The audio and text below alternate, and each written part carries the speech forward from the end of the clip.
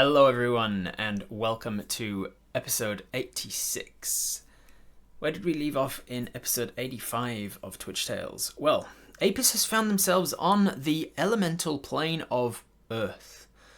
One of the major planes, the primary planes of the elemental flux. A huge region of elemental mismatch of fire, earth, air and water and other elements that surrounds the inner planes, makes up the majority of the inner planes of existence. Apis has found themselves specifically on the middle grounds of the elemental plane of Earth, the area where it is still possible for material planers to exist. It is not so elemental chaos as to be immediately inundated with fire and water and earth and air and just exploded into goo, and not quite as elemental law as to be torn apart atom by atom into your constituent parts and separated out into the elements that make you up.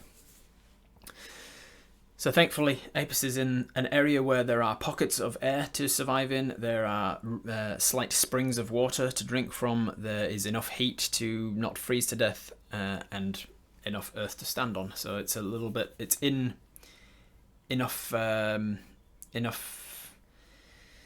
a mix that you can survive here, at least temporarily.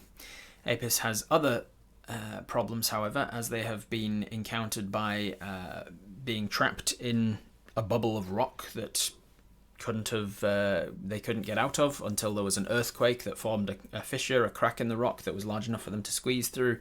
There are earthquakes here, and the ground shifts. The rock walls on either side of you shift, leading to a huge chasm opening up beneath you at one point, and you could only survive by having an ally, Seed, who is a wood elf druid who can wild shape into elementals.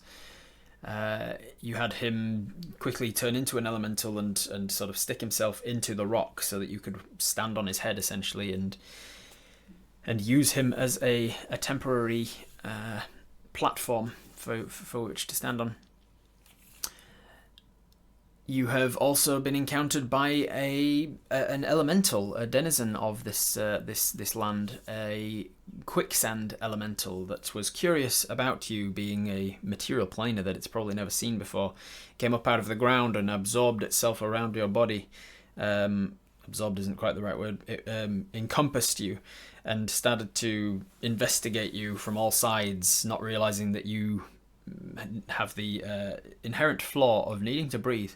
And so it encompassed your head and almost suffocated you as it was investigating what you were. You misty stepped out of it, and it started coming after you again, just out of curiosity. Oh, what's this thing? Why can it blink from one place to another? Thankfully, Seed returned at this moment, turned into an elemental, and spoke to it in this Terran language, this rock grinding kind of language, and said, hey, we're not hostile, we're just from a different place, and we're here to look for this particular type of rock. You have a chunk of rock in your possession, a black, smooth stone that you can tell is igneous rock. It is created by cooling lava flow. And it has been used to create the Fire Sentinel, a statue of sorts that helps to regulate the portals between the material plane and the fire plane. The Fire Sentinel has been smashed up, and you need to fix it up. But in order to fix it up, you need a bunch of this foreign rock that you figure can probably only be found on the elemental plane of Earth. So you've come here to try and find some. As another goal while you're here, you also know that you need to fix up the elemental plane of air, which is a huge underground cavern in the likeness of an elf woman, but the cavern itself has been collapsed inwards, and clearing out all of that rock and rubble is going to take way too much work for you as a dwarf, so you've come here to try and find a denizen of the plane of Earth to help you come back to the material plane with you and help you move some of this rock and clear out this air sentinel. So that's where we pick up today. You are currently following the quicksand elemental, who has taken he took it and looked at it recognized the rock, it seems, gave it back to you, and then kind of started moving away in this quicksandy kind of way. And you started following, assuming that it's taking you to a pocket or a vein of this particular type of rock. And Seed is coming with you in his earth badger form. For those who don't know, this is what Seed looks like. Sorry for those listening on a podcast. You can probably find it on my Discord or elsewhere online. This is an image of your companion when he is in his elven form. Thank you to Mike Glasswell, Spidey NZ for the animation there. Well, not the animation, the illustration. Thank you. Do we have a light, or is that gone yet? You have, as a dwarf, you have dark vision, which isn't the greatest when there's no light around. It's more like low light vision than dark vision. If it's pitch black, you can't see. If there is at least a little bit of light, then you can see better than human eyes would. So that's helpful because there is a little bit of light under the earth from time to time. There's usually like bioluminescent algae and fungus around, perhaps, or there's usually some kind of light source from like glowing lava if you come across that and things like that. At this very moment, I would say. At this moment, I think that it is actually pitch black, so your dark vision isn't helping. But you do have tremor sense as well, which is a homebrewed feature for dwarves. They, as long as they are in connection with some kind of earth, rock, or dirt and whatnot, then they can see, as it were, for a limited region around them, about 60 feet or so. Didn't we have some kind of firebug lantern? Ah, yes, thank you for the reminder. Yes, that is a source of light. I knew you had something, and I couldn't remember what it was, because I knew you didn't have a torch, a normal torch. Yes, you made yourself a firebug lantern before you came. You got some fireflies, you stuck them in the jar, and you're using that as a lantern. It is providing you a little bit of light, which with your dark vision is making it feel more illuminated than it is. And at this stage, you haven't been underground for long enough that the firebugs have all died yet. So currently you still have a little bit of a lantern. Alright, so Apis, what do you want to do? Follow. Alright, we are going to follow the quicksand creature. Can Seed feed the firebugs with goodberry? I guess so, yeah. I don't think they'd need it right now, but you can put a single goodberry in the pot with them for them to. You can probably squish it between your fingers and drop it into the pot, and they can feed on the juices and whatnot of the goodberry. Keep alive for a little bit longer. Follow the quicksand boy. Hope he doesn't try and take us through a wall. Well, it's funny you say that, Sparrow, because one of the very first things that this quicksand creature does is indeed earth glide. As all earth elementals are capable to do, it spreads itself into the edge of this. It kind of leads you to the edge of this cavern where he was, and as you look out into the just disappearing darkness of your very lacking lantern light and dark vision, you just kind of see this huge chasm. It's the chasm that you almost fell into before, where the walls were shifting at different rates. The other wall has started to recede too far now that you can barely see it at all with the receding lantern light. And the quicksand creature has started to slide down the side of this wall, seemingly not affected by the gravity and falling off because of the surface tension of its own quicksand body. And then it gets a little bit further down and then just starts to disappear into the wall. And Seed is crawling after it in badger form. We feel something from the creature with tremor sense. You can feel the creature where the creature is, and as it starts to disappear into the wall, you can feel that it's still within your 60-foot range. You can still feel that it's disappearing into the wall. Seed, can you remind our friend that we can't go through walls, please?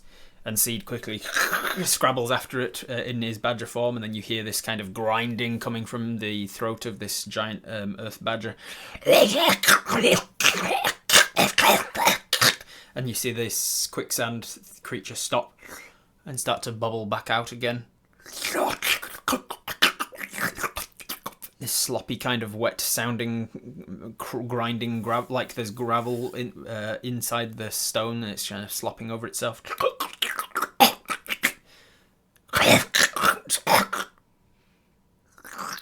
Slops back out of the wall a little, and it seems to be paused for a moment or two,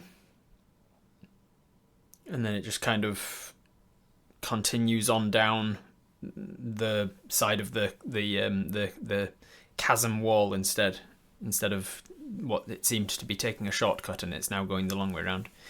You are unfortunately still affected by gravity in a way that this creature isn't, but as before, so now you say, Seed, can you come back up here, please, and I can ride down on you, if that's not too degrading.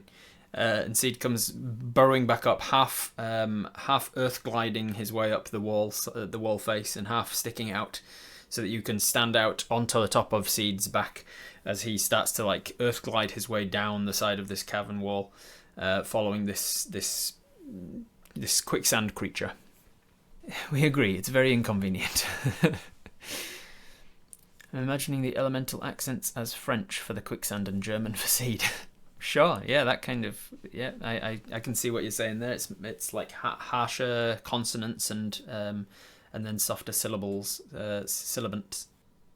I almost want to crouch instead of stand for better stability. Yes, you're pretty stable as a dwarf anyway, because you're a ranger. You're used to difficult terrain, and you're a dwarf as well. So you're like pretty sturdy. You're low down and sturdy. I think we said that Apes is about 4.5 foot at most. I think a little less than that. 4'4" or something, 4'5", somewhere around there anyway. And very stout and stocky as a dwarf. Use the rope to help secure us? Sure can. Yes, you have a magic rope in your inventory right here below us, which basically serves as a rope of do whatever you want kind of thing. You hold it and give it a command to tie itself to you, and it wraps itself around you in this sort of crisscross pattern of like this harness, so it's not just around your waist. You've learned from your mistake of wrapping a rope around your waist and then yeeting yourself into an air portal, and then falling the entire length of the rope and getting snapped at the end of the rope. It almost made you vomit, or it almost tore you in half. You've learned from that mistake, and now you ask the rope. Yes, you're sacrificing a few more feet of the rope, but at least you've got more of a harness situation made out of this rope now. You give the other end of the magic rope to Seed and ask him to hold on to it, and he does so, holds it into his mouth and just kind of like earth glides it back through his face until it's just sticking out the side of his face. It's just attached to the side of his face now. It's like inside of him as an earth elemental, and it is from him to you, connected in case you fall off, and you continue to descend. It is quite some time as you descend. It is probably, I'm going to roll a d10 to see how many minutes it is. It is 70 minutes, which means you are going to heal 7 more hit points during this journey. 66. It is over an hour of just moving and sloughing and burrowing and following this creature through various different crevasses and cracks, and it seems like it has to stop for long periods of time. From time to time, like a good several minutes at a time, and you're getting to the verge of like asking, is it lost? Does it know what is it just stopped? Are we here?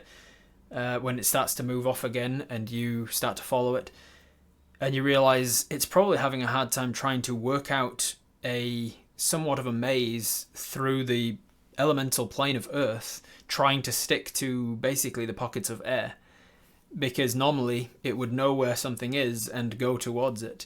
And it's like when you are, if you're used to driving around a big city and getting from one side of the city to the other, if suddenly you are told that the main road, the highway or whatever, is closed for roadworks, and you have to navigate your way through the city, through the streets instead, you might be a little bit lost as to how to do that, especially if you don't have GPS, obviously. And so he keeps taking sort of wrong turns and stops and trying to remember where to go. It's made even worse and even more difficult by the fact that here on the plane of Earth, these things move quite a lot. The walls shift, there's constant earthquakes, There's fissures opening and closing, and so sometimes you'll be going down after this thing, and then it'll close in front of you, and it'll stop, and then it'll think about it, and then it'll sort of pass through that rock to see if there's still a gap on the other side, and if there is, this quicksand elemental and seed will, between them, sort of burrow the way through so that you can get through. Otherwise, it will have to turn around and go back. It's a long journey. But after about 70 minutes, you're still not at your destination, but this is when you start to feel for the first time another presence. As you are passing through some of the rock, like one of these dead ends that has been forcibly opened by seed as the badger form, crunching and grinding their way through the rock, you are passing through it, and you grab a hold of the rock to sort of push yourself under, and as you touch the rock, your tremor sense activates, because while you're standing on seed, you are no longer in contact with the rock that seed is earth gliding through. Seed is a different creature to the object around you, so you haven't been tremor sensing. But as you touch the rock, you tremor sense, and you realize there is some other creature within 60 feet. It's about 40 feet behind you and off to your sort of upper left shoulder in direction. With your tremor sense, you can tell that this creature is relatively small, around your size. It's obviously elemental because it seems to be deep within the rock, and it's moving towards you in kind of a swimming kind of a fashion.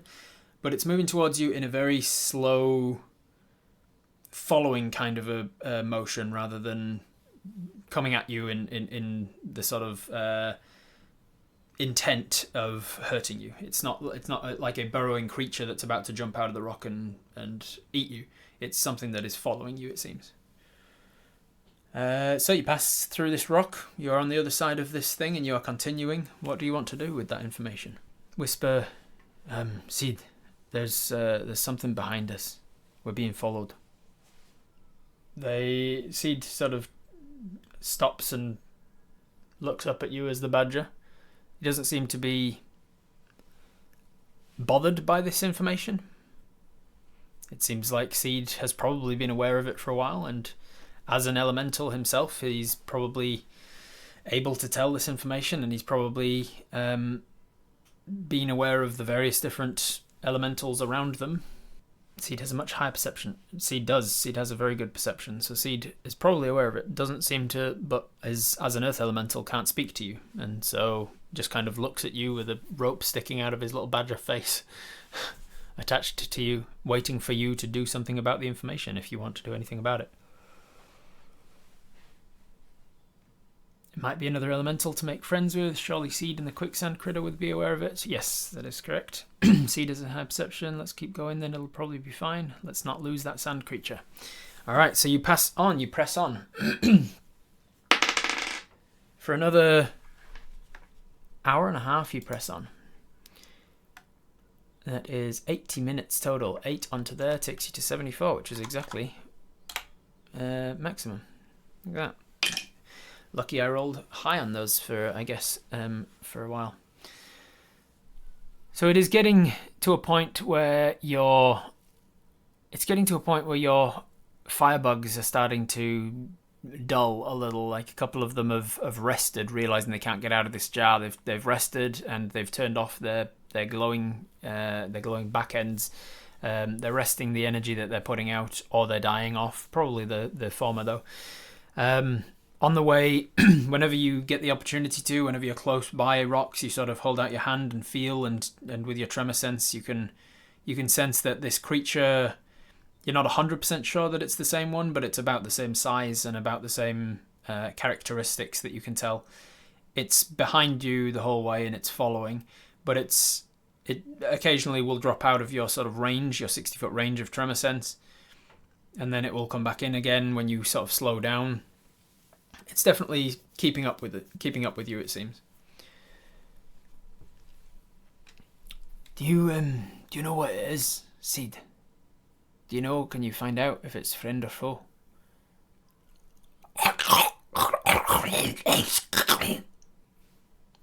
That's right. I can't speak to you when you're in this form. Now, interestingly, Seed is very unintelligent. but very wise. So I'm trying to decide whether it's intelligence or wisdom. You have just said to Seed, I can't speak to you when you're in this form. And I'm trying to decide whether it's intelligence-based or wisdom-based for Seed to turn back into Seed form so that he can talk to you, and forget that but doing so means he drops you. I think it's a wisdom thing, which means that Seed would definitely not do it. He wouldn't be dumb enough wisdom-wise to turn back into Seed and drop you, just because you've said that you can't speak to him in this form. I think he thinks about it though, and he realizes it's a very unwise thing to do. Is the air feeling any different? No troubles breathing? No trouble breathing. The air is thick and definitely dusty. Lots and lots of dust in the air, which is why in last episode you made sure to put a scarf of sorts over your face. You got some, I can't remember what it was, but you got a piece of cloth and you placed it over your nose and mouth to make sure that you could not breathe in all of that dust. After this amount of time, yeah, it's definitely there's enough dust getting in that you are coughing quite a lot, but it's not enough that you're going to get like a some kind of miner's lung or something. You're a stout dwarf that is used to, that your constitution is one that is used to being underground, even if you are a ground dwarf that is not necessarily used to caving as much as other dwarves. Idea, we could use Cure Wounds on the glowbugs, could spend a spell slot but would have light for longer. That is a possibility, yeah. Now that it is slowed, we can squish a Goodberry into the jar. Yeah, well, as you get to the end of this sort of 80-minute journey, you stop because the quicksand creature has stopped. And it has turned around, well, not that you really have a forward or backwards to this amorphous blob of quicksand, but it turns to face Seed and converses, and Seed responds, and they have this short dialogue back and forth. Meanwhile, you're touching the side of the wall and feeling that this creature is stopped as well. It's about 45 feet behind you, give or take. And it is probably slightly below you. At this point, you're moving through this tunnel of sorts. It's kind of like a leaf-shaped tunnel, I suppose. It's not been carved out perfectly symmetrical on all sides, but it is roughly taller than it is wide.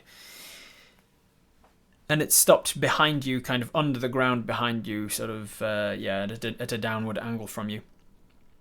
And feeling this creature still there while these two have a conversation, you look around, and I'll have you make a perception check. Apis, let me do you a perception check. Oh, 3 on your perception check is not great. You do have a decent passive perception, but your 3 on perception check plus your proficiency is 6 plus your wisdom is 8. So that is an 8 total. You're mostly paying attention to the creature and the direction that it was, and any other creatures that may be within sight of you, within sort of tremor sense range of you. At this point, you step off of Seed's back so that you can be more in contact with the ground and you can be more aware of this creature behind you. And it's then that the badger beside you, Seed, shifts back into his seed form, his elven form, which, to remind you, looks like this. Thank you to SpideyNZ, who's in the chat. And as he shifts back into his elven form, he turns to you and says, he says the name of the creature, because he would have given his name over this amount of time, which I did write down. And Seed will attempt in his humanoid tongue to say this earth creature's name. He says, Karkurkenk says that this is the rock you need, and he points to the wall. Seed's got to be tired. Seed is almost approaching a level of exhaustion at this point. I've been keeping a track of Seed's wild shape ability, The level that Seed is at, he can keep the wild shape up for, I think, 5 hours. And so he approached the end of that right before you saw him turn back anyway. And he's used up his wild shape. As soon as this one ends, he's done with it. As he points out to the side of the wall off to your right, you turn to see that, and you do see that there is some of that small black igneous rock kind of looking thing, kind of as a vein through the rock wall at the side of you. You should probably cover your mouth in elf form, Seed. We don't want to be breathing in too much of the dust around here. I don't know what's contaminating the air down here. And Seed says, good idea. Seed's going to get out some of his various bags and bottles, and something falls on the ground and shatters, and he goes, no. And something else, just like he's just constantly surrounded and carrying like bottles and jars and candlesticks and things that he's picked up that look shiny or interesting. He's got like interesting nuts and stones and sticks just in bags. He's got like almost bandolier like stuff just around him. I think he's got a small barrel around his wrist or his ankle. I can't remember. He's just surrounded by cool, fun stuff. He's a very hermit type person, and so he takes out something, a cloth from one of those, and wraps it around his head and ties it tight at the back so that he can breathe through it relatively easily. You are pointed out to the side of this rock where you can see a small vein of this black igneous rock that you're looking for, and then Seed says to you, I think we should give Kakarnakuk something as a thank you. They've taken us quite a way out of their usual path. For those who care about consistency, this is the quicksand's name. It is almost impronounceable in the humanoid tongue. So, is there anything you want to do or spell that in the notes, please? Yes. Is there anything you want to do or say or give to to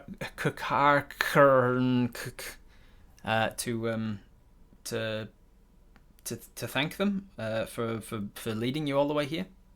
It's taken you about what was it total? 70 minutes before you noticed the thing was following you, and then another 80 on top of that. So about 150 minutes. So 2.5 hours of journey to get here. Give them a material plane pebble. Yeah, okay, you did bring that as a thank you. Or QC as I've been writing it. Thank you. Seed, let's can you ask it if can you go back into, and Seed says, let's see how many minutes left. Seed's got 7 more minutes that he can turn back into wild shape. Because Seed is a homebrewed druid, and one of the features that he has is that if he chooses a wild shape form, he can actually go in and out of that particular wild shape form for the duration of his wild shape. If he chooses a different wild shape form, he has to use spend more of his wild shapes. But he says, yes, I can still go back into it for a little while. And you say, could you ask him if he'd like some of these? And you take out like 3 or 4 of the material plane pebbles, some of the sort of nice smooth river stones and things. You were smart enough in your preparations for coming to the earth plane to bring some things with you that you knew that it might work as better than currency on this plane of existence. You thought people of this plane of Earth might be interested in stones that they might not see on their own plane of Earth, like river stones, because of the smoothness of, obviously, if there's not a lot of water here, they don't get a lot of weathering.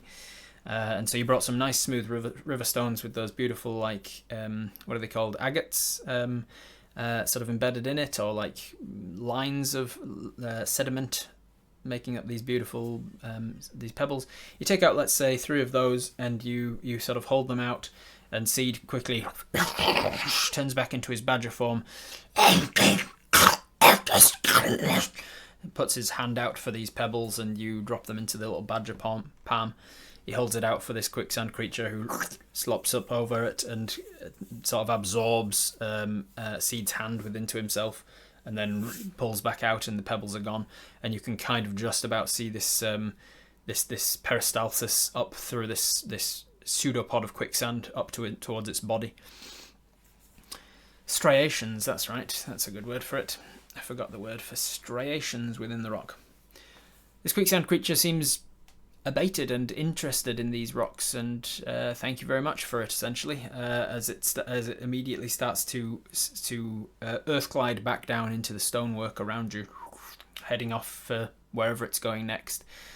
Seed turns back into himself and turns to you and says, says, thank you for the stones, finds them interesting, and trusts we can find our way back from here. And you say, thank you very much.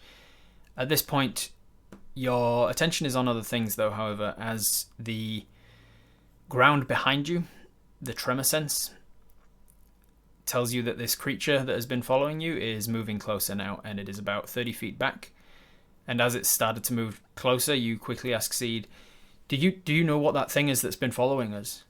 And Seed says, oh, some kind of elemental. I think it's a person. And then just as he says that, you turn around and see the ground bulging upwards, as out from the ground is this much more humanoid face. The elemental that you have seen just now, and the elemental that you saw back on the material plane, the earth elementals that you fought, were very much amorphous, in a very, very kind of vague squint and turn your head sideways kind of way. You could kind of make out a body-like structure to most of the elementals. Most of them have something that resembles arms and something that resembles some locomotive-like legs, and then like the majority of it is torso. Occasionally, some of them have even had some kind of bulbous thing on the top for like a rough head. But this one that you're turning around and seeing now is much more humanoid. It is quite clearly still elemental in that it has a grey sort of slate skin to it. But it definitely has a face. It definitely has facial features. It even has something that resembles hair, although it is smooth, black, obsidian-like glass on the top of its head. Its head and shoulders start to pass up out of the ground, and as its shoulders pass up out of the ground, you realise that this thing is also wearing clothing. Clothing that doesn't seem to be bothered by its earth gliding ability. It pushes its way all the way up out of the ground. It only takes a second or two to get out of the ground and be standing in front of you. And standing it is, because it has 2 arms, 2 legs, a torso and a head. It is very much a humanoid creature that stands before you. And it is about 5-ish, just under 5 foot tall. It's just taller than you a little bit. You show your empty hands to it and you say, I'm not a threat. Hello? And you speak out to it in the common tongue. Its facial features kind of move into that of a curious nature and cocks its head a little bit at your greeting. You slowly wave towards it. Hey, can we help you with something? You see that it is the clothes that it's wearing. Actually, I'll have you roll a perception check, and we'll see how much you recognize and notice about this creature. You have an 11 on the dice there, plus your perception of 5. Dice count. 11 plus 5 is 16. With a 16, you will notice that it has a very strong-looking face, very straight nose and chiseled jaw, and that it's wearing quite fine clothes. The clothes it's wearing look like they are quite well made, good fabric. Its clothing is trimmed with metallic-looking trims and threads, accent threads. It doesn't seem to be wearing shoes. It's got solid feet that are just kind of still merged with the ground. But around its ankles are stylish metal anklets that give a hint of flair to its fashion sense, I suppose. With your 16 perception, you can also see that its clothes, though good fabric, are not well looked after. They're sort of wrinkled and a little bit dirty, like someone who is trying to avoid presenting themselves as to, or not avoid, but doesn't care so much about presenting themselves as wealthy as they look to be, perhaps. Yeah, they look at you rather intensely and don't seem to respond to your question. Try the other languages so we can save seed shifting all of the time. You say in Dwarvish, you say, "Don't suppose you speak Dwarvish, do you?"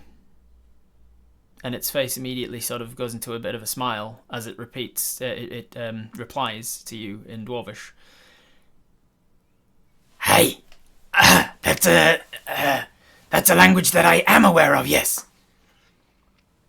Its voice is grating and harsh. You can tell that its vocal cords aren't organic flesh flaps flapping together in the grossest way that vocal cords have ever been described, but rather that they are grinding stones in the throat itself that seem to grind together to emulate words. It is unmistakably speaking Dwarvish, and in a way that indicates to you that it is fluent in Dwarvish. It's not. It's probably not its first language, but it is definitely fluent in it. Ah, well, brilliant. I'm glad to hear that we can understand each other. I'm not a threat or anything. It interrupts you while you're speaking and says, "You realize you're trespassing, dwarf?" And you say, "I didn't know that. I'm sorry." You're far from Crackstein. You poaching or thieving? Are you a hunter? Are these your muscles? This creature here?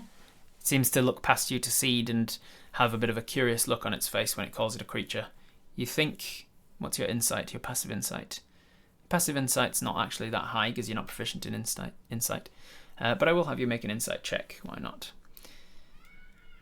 Dice cam. Nat 1. Nope. Never mind. You say, sorry, Crackton? Cragstein? Crackstein? Are you not from Crackstein? I'm not from Crackstein. Is that a place? Is that a location? We're not from round here. We mean no disrespect. Clearly, not from round here. It moves towards you, and it moves with purpose. This creature seems to get... Maybe it's getting enjoy. Like with your terrible insight there, you're not able to read its motives, or it's whether it's getting enjoyment from being intimidating, or whether it's just unaware of personal space. It's getting close to you, and it doesn't have any weapons on it. It doesn't seem to be carrying weapons. It's not carrying a backpack of anything. It's just got the clothes on its back. It's got as it gets closer, you can tell that it's got jewelry on. It's wearing rings and bracelets and things, along with the large metal anklets that you can see. But it's getting close in a fashion that you're probably slightly uncomfortable with. I'm not from this plane. I'm sorry. I don't know any of the rules here. I'm here to get some materials to repair something. And you kind of vaguely show the wall, aim towards the wall that you're talking about. You've been following us the past hour. Do you know the answers to which you're asking? Like, we're not poaching anything, as you've seen that I haven't poached anything. Are you hunting? Not hunting. I'm looking for materials to trade with. If you've got things for trade. Gets real close now. If you're not going to step back or anything, it is within like 2 feet of you. It is like here. It clearly doesn't respect personal space if it even understands personal space. It is now in a way that's somewhat reminiscent of the quicksand investigating you by just engulfing you entirely. It's now like kind of not quite sniffing around you, but it's around your face and it's like up in your grill kind of thing. At this close distance, you can tell that it is very humanoid in appearance, and as you have studied the plane of Earth, you have a book of planes beneath us in the inventory somewhere, and you have studied the plane of Earth before coming. I'm going to say that you probably would recognize this or assume that this is a creature called a janasi, an Earth janasi, creatures that are somehow related to or tied to the genies that rule the land, and it's probably genie kin, as it were. This creature reminds me of the old lady at the end of Labyrinth. yeah. In the way that it's like getting up all in your grill. It doesn't have a big bag full of like pots and pans and things though. Who or what are we talking to? Some kind of just under 5 foot tall Earth Janasi by the looks of it.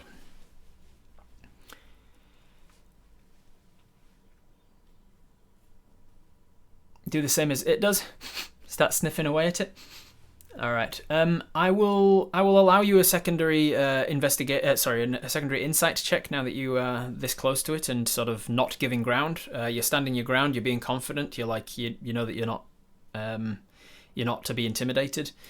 So you're standing your ground. You're getting all in its face. That is a 17 on the dice plus your insight of 2. That is a 19 total. With a 19, you can tell that although they're seeming very authoritative in their facial features and the sort of the intense way that they're looking over you, you get the opposite impression from their body language. They're holding themselves quite casually and they're moving about loosely with their shoulders down, just like they're not upright, stick up the back kind of militaristic general kind of type. They're not trying to intimidate you with body language. They're just kind of resting intimidation face, as it were. The way that they move around you is fast and more casual. The way that they're talking to you is in terms that kind of gives you the impression that this person is trying to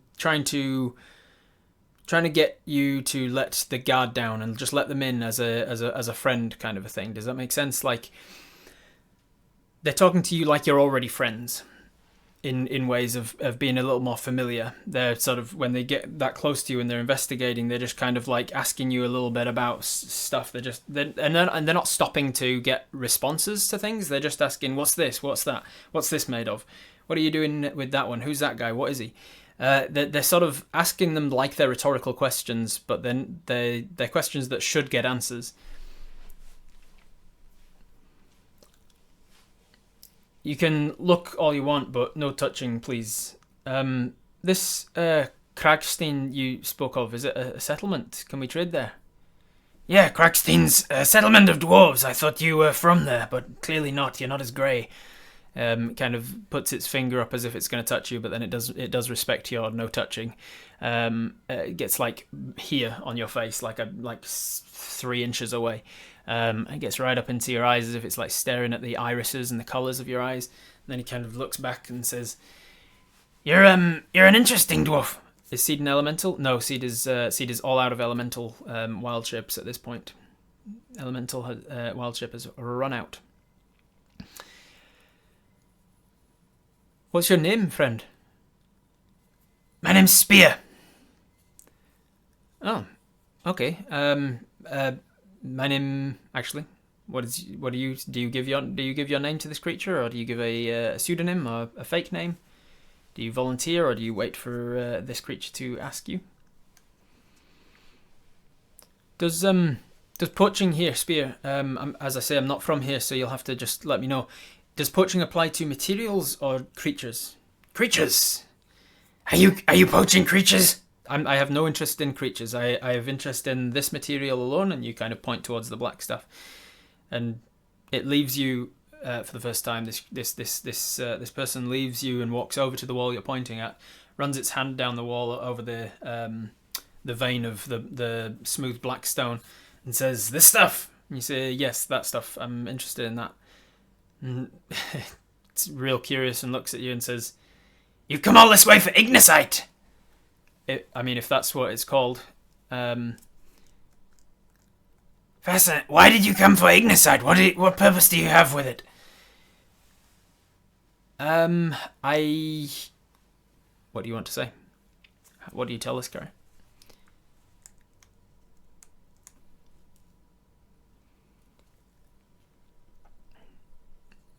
Keep going by Archer whenever we're not on the material plane. It's probably smart. You may call me, never give your name. Smart. Although you're no longer on the Feywild, so the chances of an elemental having power over you with your true name is a lot less than when you were in the Feywild. But Apis is still fresh from the Feywild and probably very, very aware of the nature of the power of a true name. I find it pretty. I want to build something out of it. All right. Not exactly a lie. I think that's a persuasion check. You are trying to avoid talking about something which is touching into deception, but that's not quite deceiving. You're just avoiding mentioning the right thing for it. We want to. It appears to be very common here. We need a wee bit of it, but I'm happy to trade for it. We want to fix something. Apparently, this is the right stone to fix it with. All right, so I will have you roll I'll make it a persuasion check rather than a deception. 4 plus your persuasion of 1 is a 5, and then I will have this creature roll I'll have Spear roll an insight check on that. Yeah, I just need to help repairing something. It needs to be this rock in particular. You don't want to visit the material plane, do you? I have some work you might be able to help with if you're interested. The eyes go wide. Even with your passive insight, you can tell that has interested them. That's the first time you've mentioned that you're from the material plane. You have mentioned you're not from this plane, but you haven't mentioned that you're from the material plane, and that they might be able to come with you. That has interested them, it seems. When you mention what it's for, the creature says, "All right. I believe you.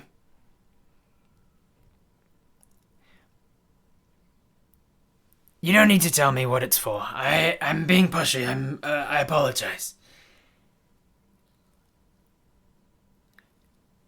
It's just a long way to come for such a relatively common rock.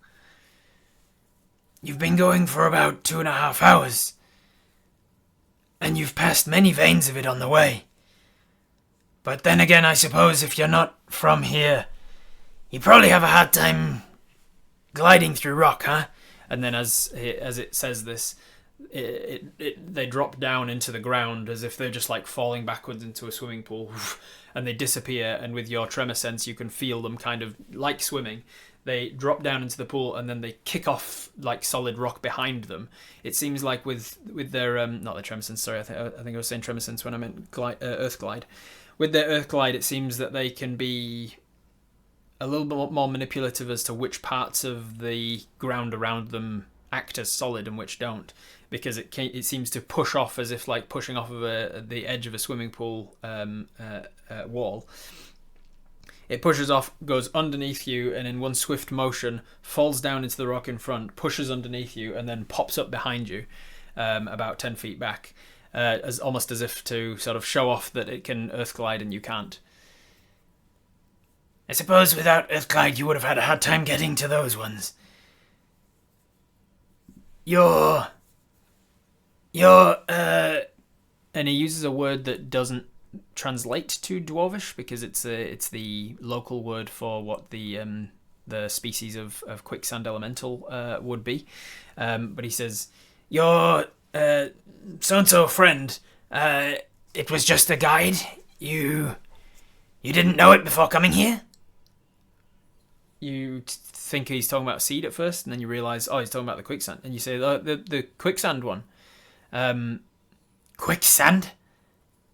Yeah, it's like it was like it's like wet sand.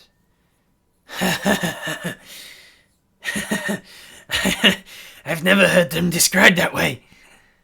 Yes, I suppose they are. Wet sand. Right. Can Seed take care of the jar? Yeah, Seed. You turn around to Seed, and Seed is cross-legged on the ground, just like oblivious to. Seed is terrible at charisma and sort of social interactions. Seed doesn't understand that this is weird in any way. Seed is just cross-legged on the ground, like he's got the jar of fireflies, and he's opened it, and you're like, holy shit, you're gonna let all my fireflies out? But they're just swirling around him. Seed has an inherent way with creatures, and so they're like drawn to him, and if he asks them to get back in the jar, they'll do it friendly like.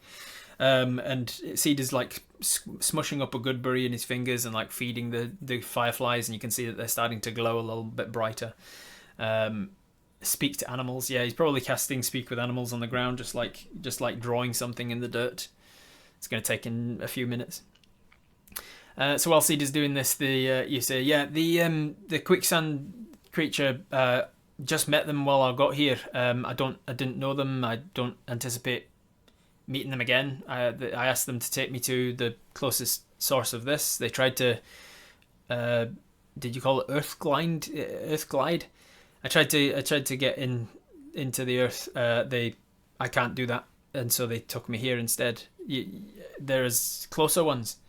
There's a lot closer ones. If you could move through the rock, this is relatively common. Right.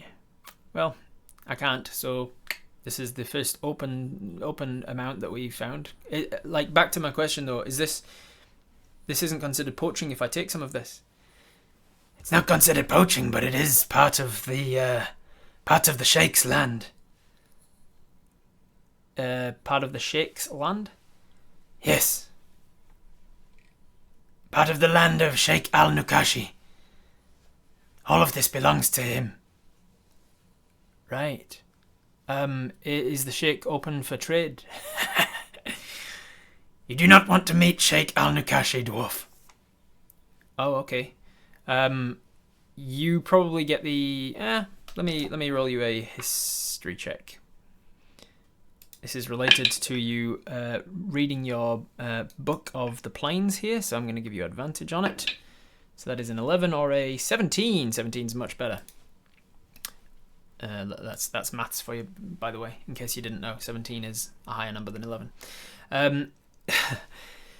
With your 17 plus 2 insight, 19, you get the impression that this guy is talking about somebody in charge, that it is the sheikh of the land. It is some sort of ruler, perhaps. And from that, you get the impression that they are most likely a Dao genie. It's a type of earth genie that are known, as far as your book has told you, they are known for being not very pleasant people. They are convivial and welcoming to those who are wealthy and generous with their wealth. They will be kind to those who give them gifts and show them hospitality and such. They will reciprocate that. But at the same time, they are slavers and they are greedy. Very, very greedy. Right.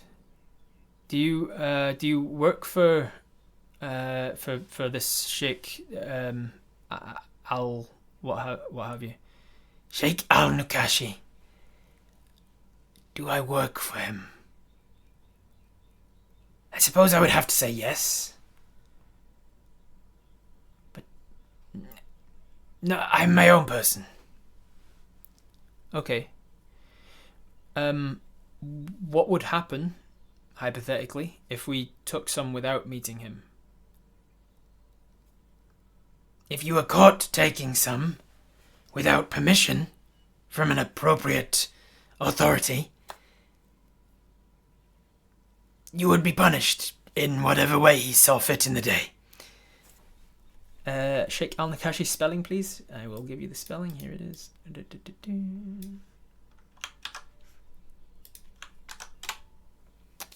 Okay. And how do we get permission? Is that something you can give? It is. They open their arms in like a ta-da kind of a way. Are you an appropriate authority? I am. Right.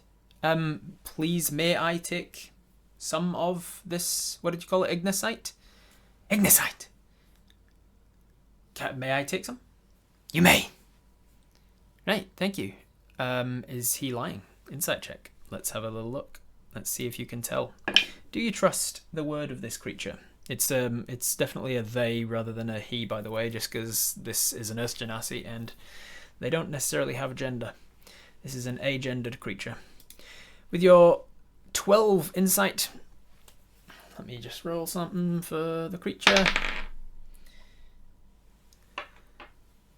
With your 12 insight, you don't know if they're lying to you. They don't give you any impression that they're lying to you. They definitely dress like they are someone of authority, even if they don't really hold themselves that way. They also don't look after their dress sense. The clothing is definitely disheveled, a little bit wrinkled and dirty. Do you get the impression that they are Sheikh al-Nakashi? You have no idea. You would imagine, Krista, that given everything you've read about the plane of Earth and how Dao work, you'd get the impression that this wouldn't be a Dao. He would probably, if he was a Dao, he'd probably be accompanied by an entire train of like servants and slaves and jesters and bodyguards and all sorts of people, and he would also be like displaying himself in opulent wealth, because that's kind of what you've heard about Dao. So it could be that Sheikh al-Nakashi is not a Dao and this is actually Sheikh al-Nakashi and he's keeping himself like incognito. You're not sure. Not with a 12 insight, I'm afraid. Will you be charging me any type of cost or payment for allowing me to take some of this Ignesite? No, I have no interest in anything you have. I did not mean that to sound rude. I am merely curious about what you need it for, but you wish to keep that secret. That I respect your decision. What does Seed think? Seed thinks fireflies are neat. Yeah, that's pretty much on board with what Seed thinks. Seed is not paying attention. Seed is paying attention to ritually casting, speak with animals, and talking to these fireflies and feeding them. Seed is in his element, talking to any kind of bugs or animals. Can we get their name at this point? You got their name before. Their name is Spear. Just for your, not that Apis knows the spelling of it, but I'm spelling it S-P-I-R. I wasn't lying before. It is for repairing something. It's for repairing a statue of sorts. A statue? If you can earth glide, as you call it, do you have other stone-related abilities? What you might call abilities, dwarf from the material plane, whose name I still haven't gotten, by the way. You can call me Archer. Archer. Wonderful name, and appropriate. Points to the bow on your shoulder. Yes, I think so. Archer, what you might call abilities, I might call part of being me. I can manipulate stone, and puts their hand out. And you can see that the stones around them start to like jumble, and as if like there's a vibration, earthquake happening, but in a very localized area. And then the earth starts to like just shift itself, Moses and the Red Sea style, just like pushes itself to the side, and like those mounds of earth start to come out to the sides. I can manipulate stonework to a degree. I can, and then drops down into up to about waist height, as if they're lounging at the side of a jacuzzi, in the side of the just the ground of the earth around you. I can manipulate the earth. I can move myself through the earth. And then pulls themselves out of the earth, picks up a couple of rocks. And then throws the rocks in the air. The three of them to sort of swirl around each other, and then start to glow this kind of this shiny reddish sort of glow, a ruby red kind of glow to these stones that then land back in their palm and just continue to glow, and then picks up the rock, unravels a scarf-like adornment around their wrist, their right wrist, You realise at this point that that's a sling that's been ravelled up around their arm. Puts one of the stones in the slings and then just flings it off, and it goes the length of this cavern into the darkness. You can see it just about glowing as it goes into the darkness, and then hits something with a louder crack than you'd expect for something of its size. I have a few things that I can do. Can you make tunnels in stone? Of course. Excellent. You didn't answer my question before about the material plane. Have you ever been there? I've never been. Have you any interest in going to the material plane? I would love to one day. I mean, today's one day. I like you, Archer. Today is a day indeed. Are you a guard for the Sheikh? No. Okay. Can I ask, you were kind of vague in your answer before. Do you work for the Sheikh but not quite? You're your own person? You're not a guard? They just kind of look at you, waiting for you to actually ask a question.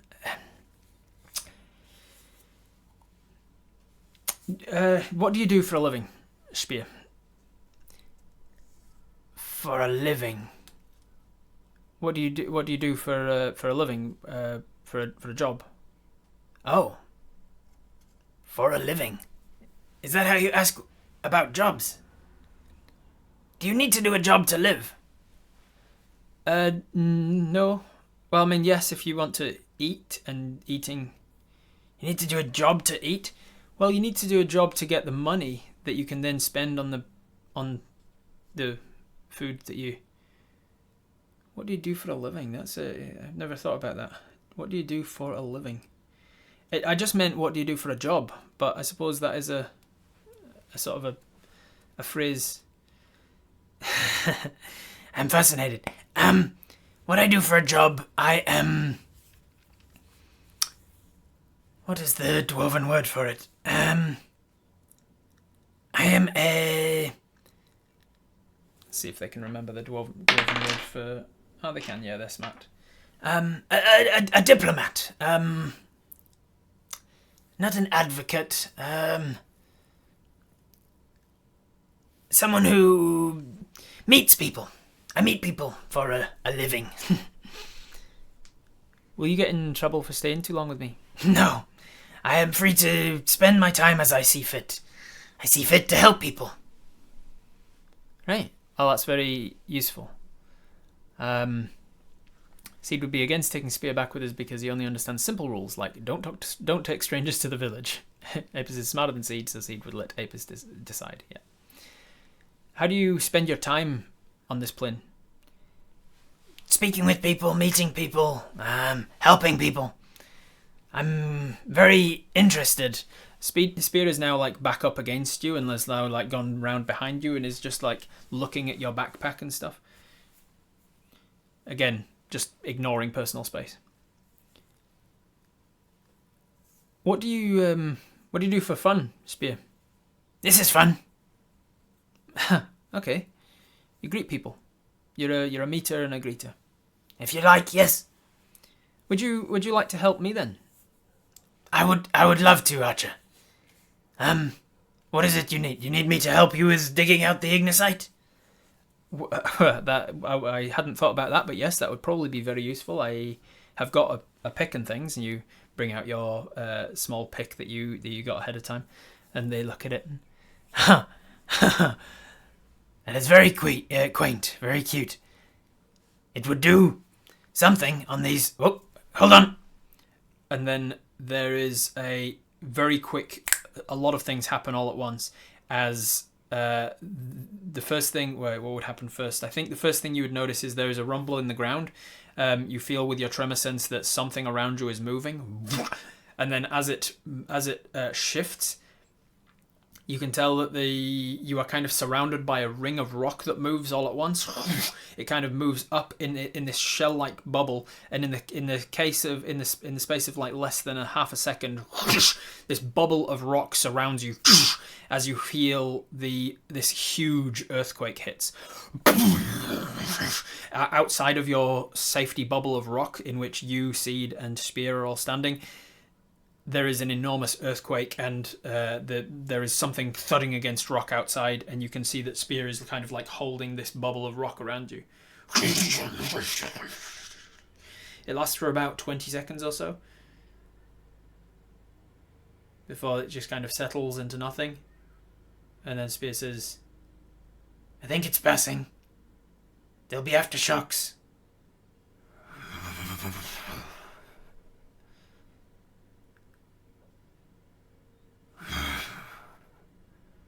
It should be good. And then they drop this bubble. It just kind of collapses into stone around you. And then it starts to sort of dissolve back like dropping a little droplet of honey onto other honey. It doesn't immediately get absorbed like water, but it does over time just kind of sink back into the round around you. You see that the cavern that you were in has shifted dramatically. Like everything has kind of moved place. The what do you call it? The vein of ignacite in the wall has now moved upwards a good like 10 feet. It has shifted in ways that you would only see in the material plane once in every 100 years or so. An earthquake of that magnitude. Well, thank you for that, Spear. That's... I didn't want you to get squished. A lot of Apis' mind is curious as to whether Spear just created that danger in order to then make you trust them. Thank you. My reading about this plane needs to address some gaps on how the economies work, it seems. We could just trust people instead of second-guessing every single person. It's a dangerous place you live in, Spear. Thank you for that. I mean, it is the tectonic tango that you found yourself in. Not being squished is quite a priority for me. Is it normal for here? Things move a lot in the tectonic tango, yes. You found yourself in one of the more dangerous parts of the middle grounds. We're not asking the important questions. How are the fireflies? Seed has at this point spoken to the fireflies, got them back in the jar safely and happily with a squished up Godberry to eat, and they are back to full glow. It is in Apis' nature to be suspicious of people and have trouble trusting, yes. Does it have to be, though? The tectonic tango, as in two tectonic plates that are currently in a tango with each other. Say, Spear, have you noticed elementals like just disappearing and reappearing anywhere around here with tales of having been taken elsewhere? Because there was a bunch of earth elementals appearing and disappearing in the material plane. It's stopped now, but it was happening for a while. Ah, you were from the other side of that. Other side of that? That was one of my jobs, I suppose. To investigate why creatures would disappear, why they would return with stories of being abducted, stories of aliens, stories of a plane where the ground was only in one direction and the air in the other. It was considered perhaps a small portion of where the elemental plane of earth and the elemental plane of air meet, but an area where the plane of dust does not exist. These stories were often dismissed, but I found them curious enough to investigate. Right. Well, I think they were being taken to the material plane. As I say, there was something happening there that was making transitions between them a little more wild. But I fixed it, and there should be less of that now. Speak with Seed in common, ask him to keep a feel out for any changes and be able to protect us if something were to happen, so we don't need to expect or rely from the locals. Yeah, you turn to Seed and say that.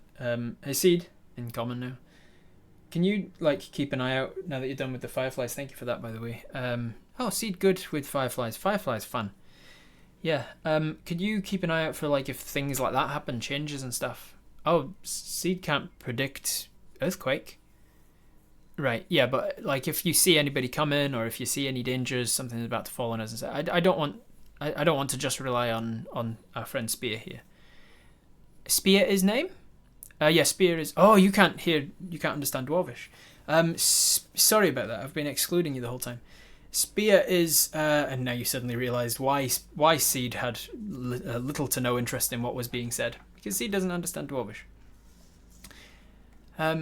Right. Spear is a greeter, a meter of sorts. Exposition cantrip. You explain to Seed what you've been saying. At which point, like halfway through, Spear says, "Should I just go?" And you're like, "Oh, sorry. I'm being translator. I'm just explaining to my friend Seed. This is Seed.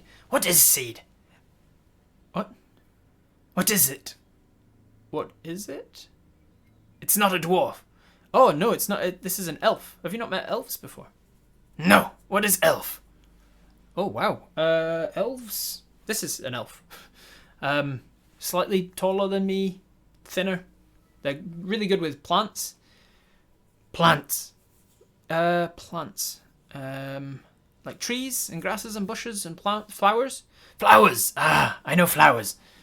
Right. You've seen flowers before? Yes, at the palace. Oh, right, okay. Do you work at a palace? I've been to a palace. Right. Show them a plant we brought. Did you bring a plant? Which plants did you bring? I forget which plants you brought. Seed's wearing verdant armor. The Seed would be wearing verdant armor, yes. What? You can tell me, Cake Ladder. What type of bush would Seed have chosen before coming to the elemental plane of Earth? We brought some plants, didn't we? I don't remember. We brought fresh vegetables, sort of like a plant. Yeah, we brought vegetables. Did we bring just like straight up flowers and stuff? We can also roll to say that we did. Yeah, I just don't want to roll in case we actually just said that we brought some. I thought we brought plants. Yes, I think we did.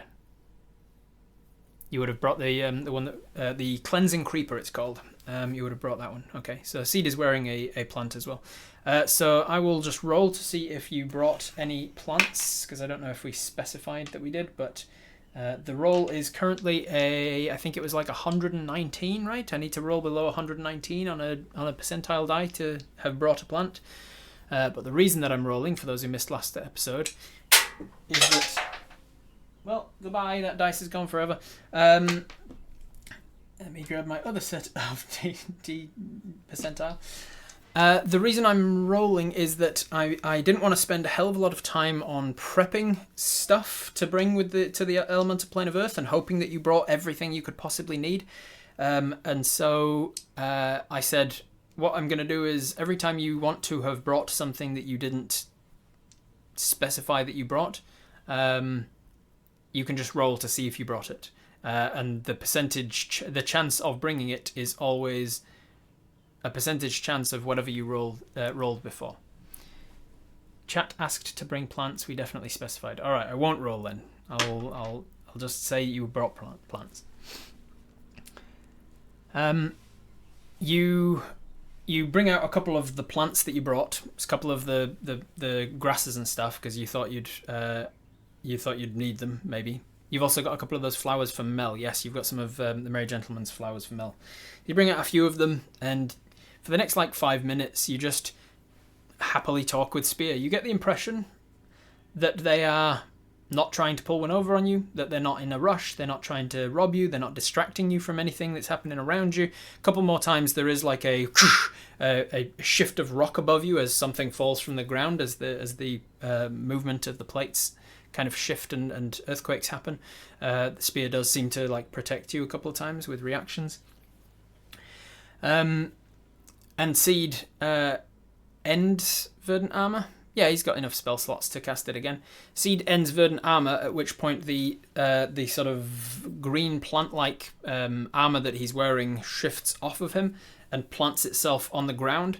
And given the nature of this spell, whenever it ends the spell, this liquid-like plant that he's wearing and it's sort of like a druidic version of mage armor that Seed and I created together. It adapts itself to whatever the new environment is. So you see that as it sloughs off and sort of embeds itself down in the ground in this cave here, it looks for a few moments like that of the cleansing creeper of the Earth Sentinel, the one that you planted on top of that supine elf statue. It looks like a regular sort of cleansing creeper plant. But then moments later, it has adapted itself to be a more hardy nature, much less green on its surface, because down here there's no light, so it's got no need to photosynthesize. So therefore, it doesn't need chlorophyll. And so the green has kind of gone from its coloration. It creeps up the walls and has now got much more tendrils and like much longer and thinner and spindlier. It's much more like the roots of a vine plant. And instead of leaves, in the place of leaves, it's gotten a lot more like mossy, like lichen, yeah. And it's spread up one part of the wall. And you explain to Spear for the next few minutes what plants are and how elves are good with plants in this kind of a way. And then you point to Seed just as he drops the verdant armor, and then Seed reaches out to the lichen and casts verdant armor again. You can see him kind of saying words. And Spear is fascinated by this druidic nature because he doesn't see druids all that often down here. Seed casts it again, and in the verdant armor way, it doesn't take the plant from before. It propagates it, and so he takes like a cutting of it, as it were, and then shifts it onto himself with verdant armor. Huh. This is cool. Yes. Anyway, so I was explaining to Seed what I was explaining to you, and now I'm going to have to explain to Seed what I'm saying to you, and you're just going to have to bear with me while I translate. Take your time. And you turn and tell Seed everything that you've just been talking to this guy about. Did we just pollute the earth plane with fey material plants? You may have just done, yes. So, what do you want to do, Apis? You were at a natural kind of lull in the conversation. So did you want to visit the material plane? I would love to. Do you know where there's a portal? If I knew that, I may have already visited. Well, I think I do. I've got a way with portals. I'll have you roll an insight check there. 9 plus 2 insight. You should probably invest in getting better at insight. You do insight checks a lot. With an 11 insight, you're not sure exactly what the expression that moved over its face, this creature's face was. I have a way with portals. I think I can find us a way back to the material plane. But I do need some of this stuff first. This ignacite stuff that you've talked about. Right, yes. Let's get to work then.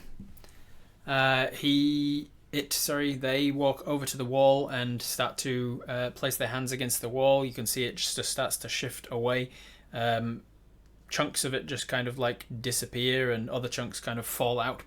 It's kind of like it's evaporating or transmuting the rock around huge chunks, like 5 feet at a time, and then like the big old boulder of that can move out, and he can kind of shift it. Almost Earthbender style, not quite Earthbender, but very Earthbender-esque. If you visit the material plane, will you be breaking any rules from the Sheikh? Sheikh Al-Nakashi has never expressly forbid me from going to another plane of existence, so no. Right. Would you be able to help us with the Ignesite? Maybe fix that statue we spoke about? Yes, definitely. If it's made of Ignesite, I can help you fix it. Seed, at this point, you turn to Seed and say in common, Spear's going to come back and help us with fixing the Sentinel. And Seed sort of shakes his head and says, no coming back to Drenvale. See, but they can move rock. They can help us fix the Fire Sentinel and help us fix the Air Sentinel. Seed not allowed to bring people back to village. Why not? Village secret, village magic. Steam steam sentinel keep people from knowing where they are, like you when you came and could not know where you were. Okay, but I mean, we need help. See, one of the points of coming to the plane of Earth was to get help in fixing the air sentinel. Who told you that you weren't allowed?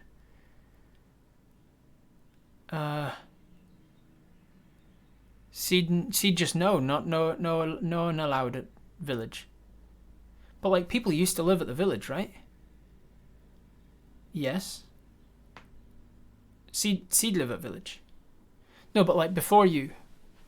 Before me, Blinkdog and Owl and fairies live at village.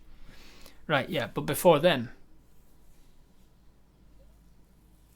Seed may not be aware or may not have really thought about what has lived at the village before him.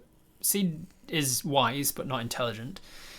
Seed is wise enough to realise that, oh yeah, the books and the houses that are in this village are probably not made by the Blink Dogs. So Seed probably goes, yes, people who make houses and books live at village long time before. Right. And so they were tasked with protecting the village, and so we need to have other people who are trusted enough to protect the village, yes?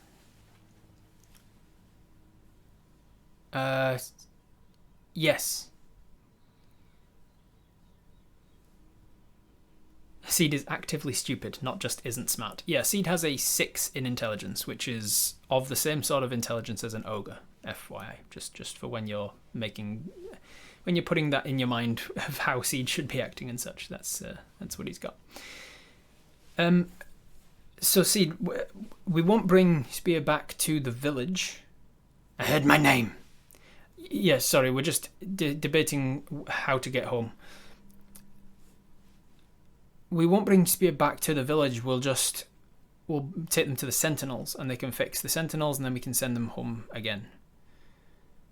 Mel is also a 6. Yes, Mel, I think, is also a 6, maybe a 5 in intelligence. I think 6, maybe. So Seed and Mel are about the same intelligence. Okay. So Seed sort of looks on that and thinks and is like, okay. Seed's okay with Spear going to Sentinels. Fix Sentinels. Sentinels protect village. Yes, Sentinels protect the village. Spear will help us fix the Sentinels. Therefore, Spear will protect the village. Spear not protect village. Pointy and Seed protect... No, not... Okay, shouldn't have done that. Backtrack. Spear will fix the Sentinels, and the Sentinels will protect the village. Yes. Okay. You're at an agreement. You've gotten Seed on board with bringing Spear back. You turn to Spear and say, Sorry, I have to keep switching between sort of the common tongue of the material plane and Dwarvish. You are speaking Elvish to Elf? No. Everybody in the material plane kind of has, well, a lot of people have this common tongue that we speak in.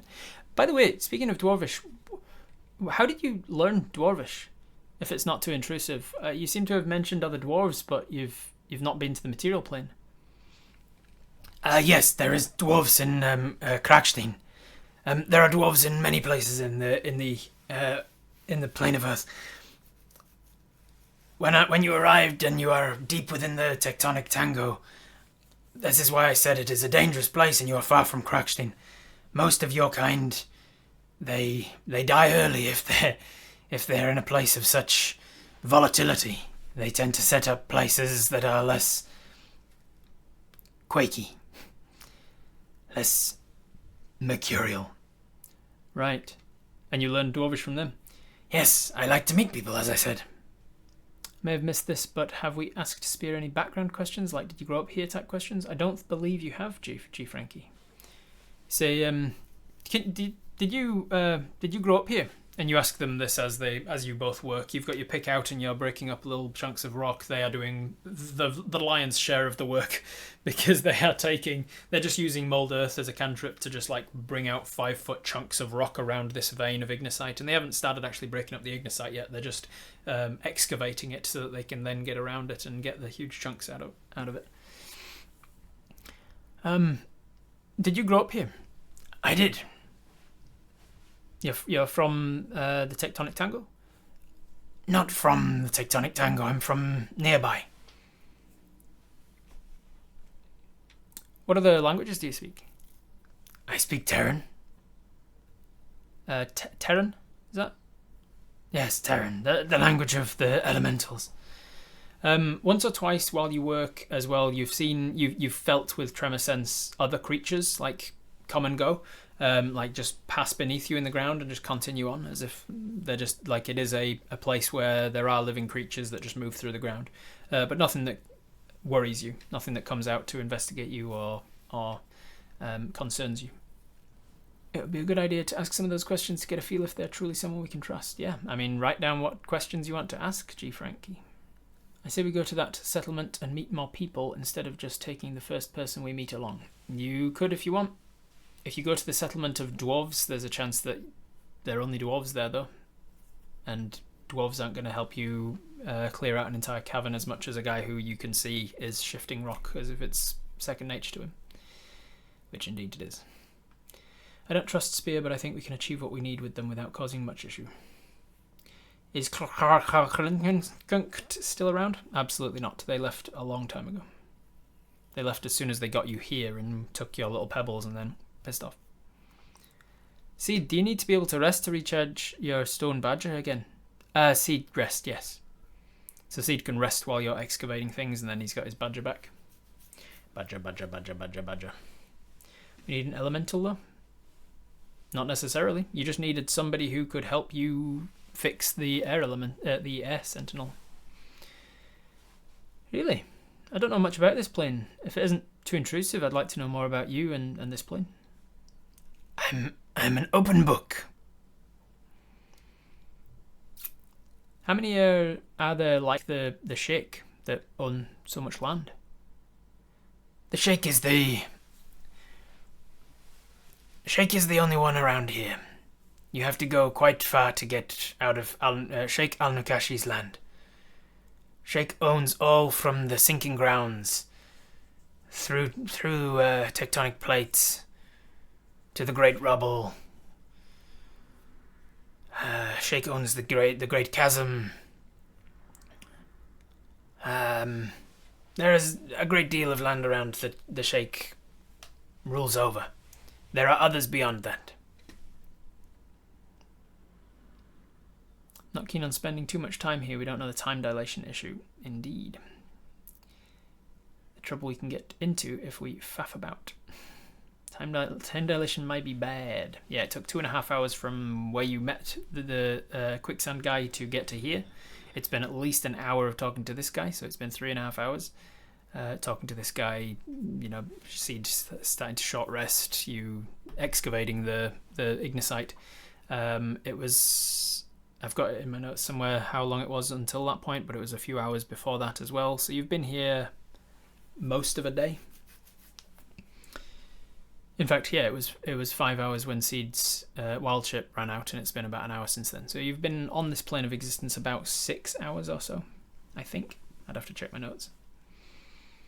Seed just lets you do all the work and has a short rest. That makes sense. He's getting his wild ship back. If you're a greeter of people, how many others have you met that are not from around where you're from? I mostly meet people who live around here. I go out and meet people in their homes and their settlements. I meet and greet people and get to know them. Okay. Are there other greeters working for the Sheik? A few. How far of a range do you have to cover? I cover all surrounding territories of the tectonic tango. And how far is that, if I can ask? Everything around it. It doesn't seem to understand the question. They don't necessarily measure things in like miles. How far around? Like how fast? At the rate that we were moving before, how long would it take us to get through the tectonic tangle? Oh, would they use hours and days and things? I think for argument's sake here I will, just because I haven't really done my fleshing out of the world of like, do they use hours here? And if not, what sort of time because cultures need passage of time. So I think just for ease of explanation, I think they do use hours here. He says, "Oh, about 7 or 8 hours." "Oh wow! At the rate that we were going, we'd have to go about 7 or 8 hours to get through to the other side of Tectonic Tangle." "Yes." "And that's just the middle of you. All of the surrounding areas around that too." "Yes. Alukashi owns a lot of land." "Right, yeah, I can tell."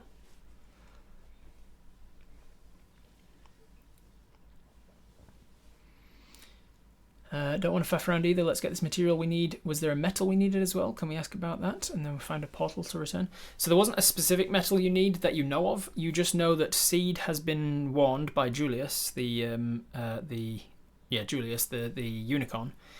Seed has been warned that you do eventually need a bunch of metal because there is a metal sentinel. You haven't seen it and you don't know about it. You just know that there is a metal sentinel, and he will eventually need a bunch of metal to fix that. So if you find metal while you're here, probably all the better, but that's not your primary purpose of being on this plane. So they have books in the Earth plane, even though books are typically plant-based. They do. Books don't have to be plant-based. You ever heard of a stone tablet? You get slate books that have basically been bound, just like lots of thinly sheeted slate, and you draw on it with chalk or etch into it with something sharp. Has there been other people passing through that portal that we came from other places? "I didn't see you passing into a portal. Where did you come from?" I don't know when you started following us. We came from the direction we were coming from. Mind you, we turned around a lot. I'm not exactly sure. I'd have to check. Check what? I can check within myself. I can feel where portals are and such. Let's get what we need and leave. Have there been other people passing through though? People not from here? From time to time, but not for a long while. Maybe that earthquake might have moved the portal closer. Or further away. Just want to see what we can find out while we're working with them. See what we can find, not extending the amount of time we have to be here. Yeah, just tell me what you want to ask, G. Frankie, and you can ask it. You are working together. There's long periods of silence as you are excavating the Ignesite and getting enough of a chunk of it. You've seen the fire sentinel that you need to fix. It is a large cauldron. I think I've put it in my notes as like 20 foot wide. And it is the shape of a human head that is about 20 foot space. So imagine how much rock that would take to create that thing. A lot of it's still there. A lot of it was shattered though, so you need to get enough to fix it up. So you're going to need a lot of this stuff. You also are not exactly sure how you're going to carry all of this stuff back with you. Is he a tax collector? That's the vibe I get. He might be. You can ask him if you want. What do you usually do after meeting people? Do you have to bring them somewhere? No. Insight check. All right, let's see. 3 on your insight, plus 2, that's a 5. 5 on your insight. You have 1 inspiration if you want to use it. Down there underneath languages, you can see a little trophy, inspiration. That allows you to reroll. If you want to reroll that insight check to just see if he's like a tax collector or a bounty hunter or something, you can try and reroll that insight check, try and get a better check. Otherwise, you're not going to read anything from his answer other than the surface level of what he said. Job title is suspicious, but maybe it's just an Earthplane thing. To what purpose though? Like, why does the Sheikh need greeters? What's the purpose of the greeting? I'm going to have you roll a persuasion check there, Wraith. For Apis, here we go. Persuasion. 9 plus your persuasion modifier is a +1, so that is a 10. We'll see. Most people saying no to rerolling that insight check.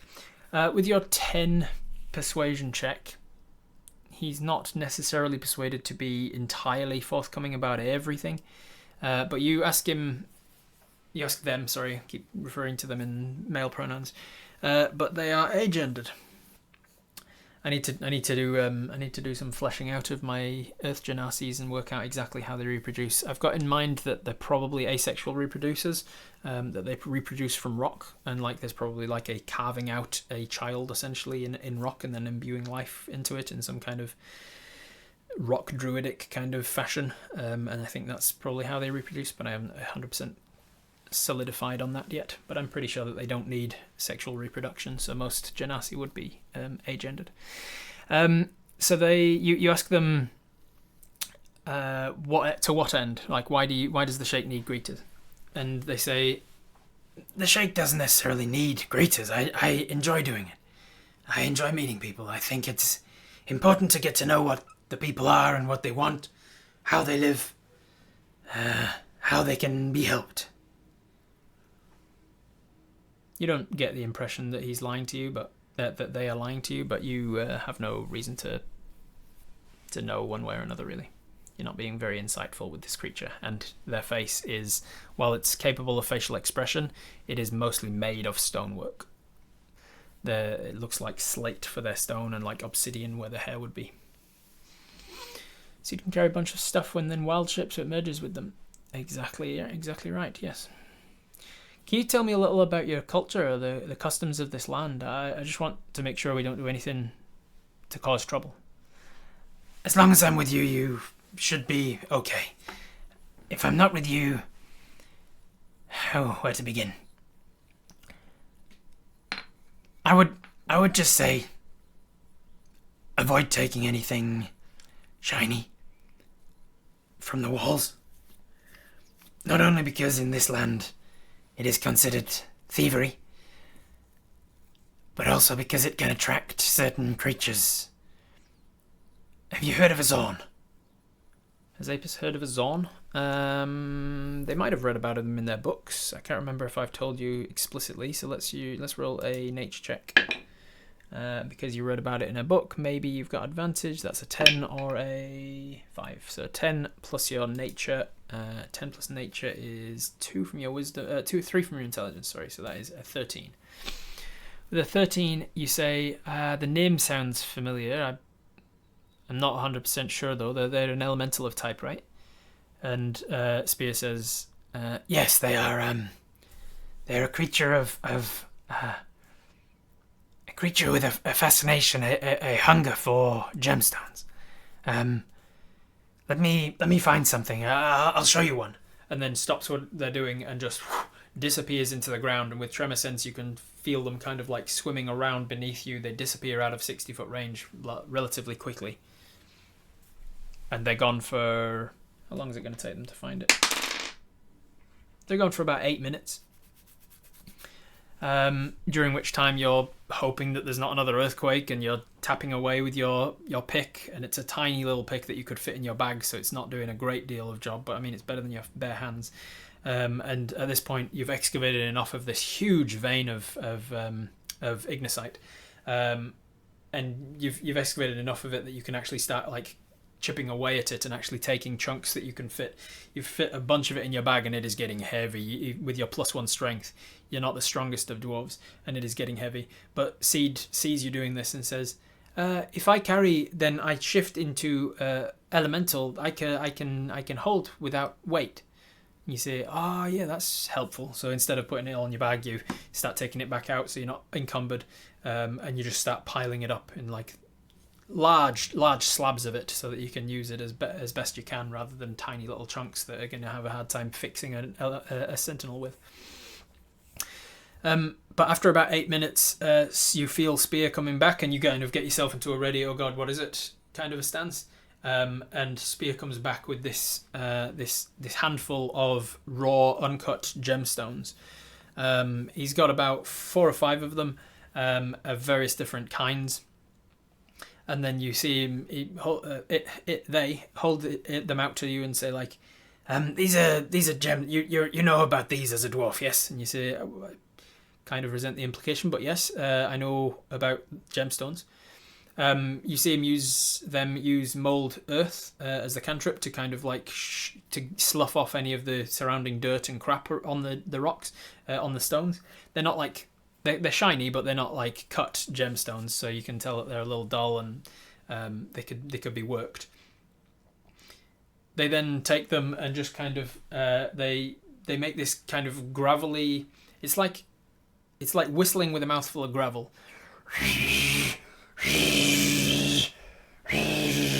And then they just kind of like fling these gemstones along the cavern, and they onto the floor beside them.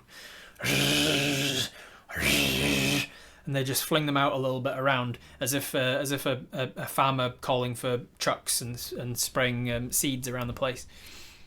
Is this on dangerous? Are you? No, they're not dangerous as long as you have something to give them. So he throws a few of them around and keeps one of them in their hand. And it's not too much longer, maybe only like a minute or so, before you start to feel more rumbling, a tremor sense from beneath you, as you can tell that there's this creature coming from the direction that Spear came from. And then tunneling up from the ground, this vortex of stone being swirled around and crunched within itself, as this three-legged, three-armed creature with three eyes. It's kind of like a pillar of rock with 3 legs and 3 arms on the top, and its 3 arms are spinning the rock ahead of it and sort of crunching up the stonework in front of it. Its mouth is in the center of those 3 arms, and the 3 eyes are on the sides, so it's like got rotational symmetry. Seed? No, that's not a pet. Immediately turn to Seed. Can we feed this on? And Spear says, "Absolute." He says, "Absolutely," and kind of raises their hand and flicks up a piece of stonework underneath one of the gems, and it kind of flicks the stone into the air towards Seed, and Seed catches it. And the Zorn was kind of going for the stone as it got there, and Seed grabbed it and then holds it out towards it. And as the Zorn starts like uses the hands and the back legs to kind of run towards you, which means that one leg and one arm is kind of up above it as it runs. Spear quickly says, "You're going to want to drop that."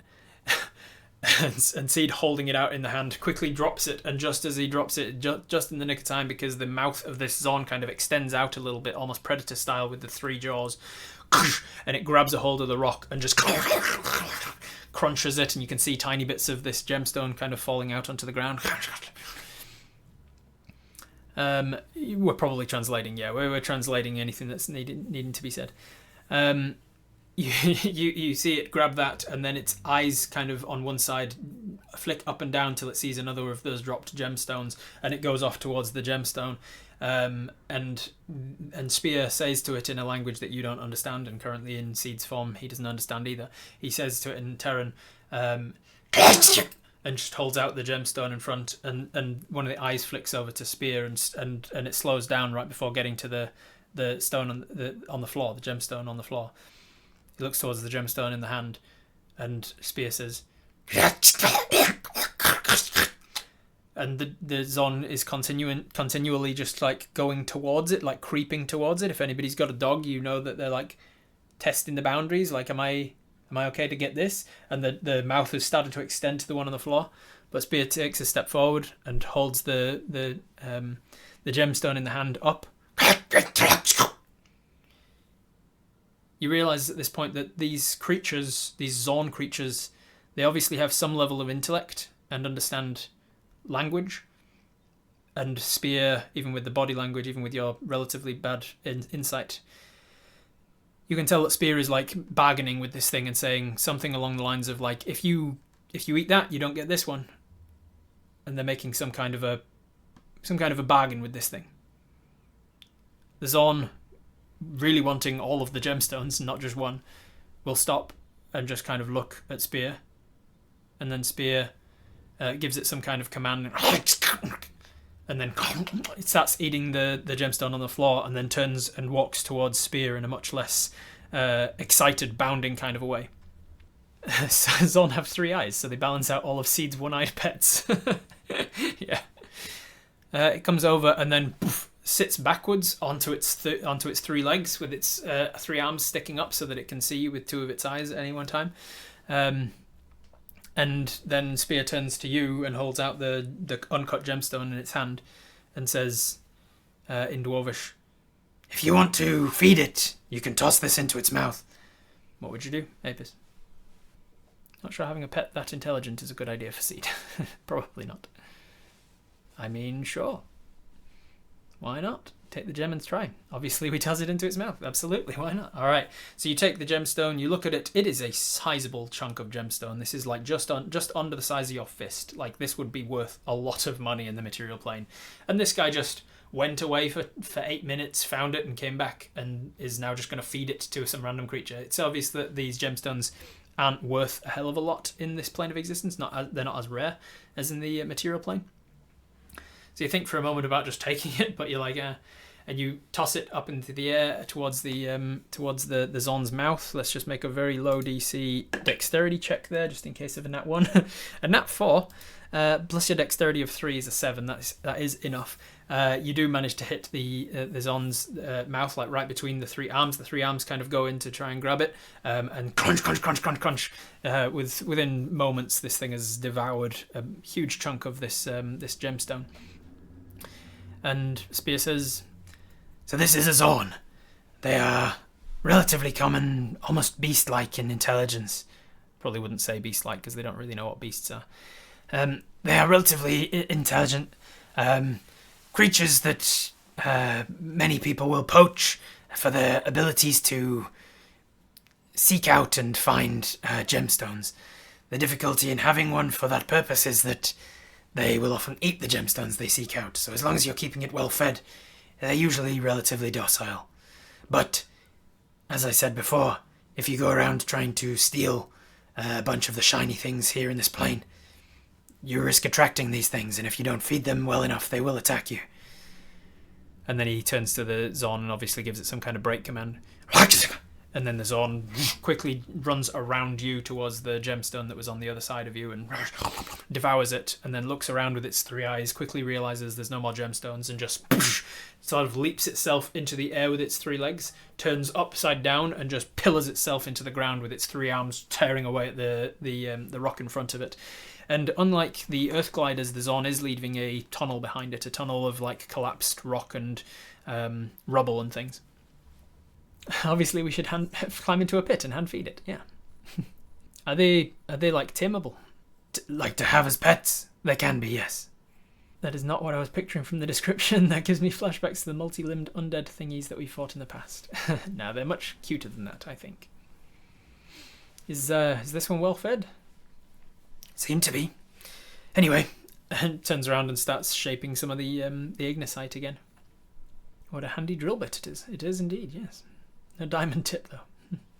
Well, as long as they don't ignacite, I think we should be good.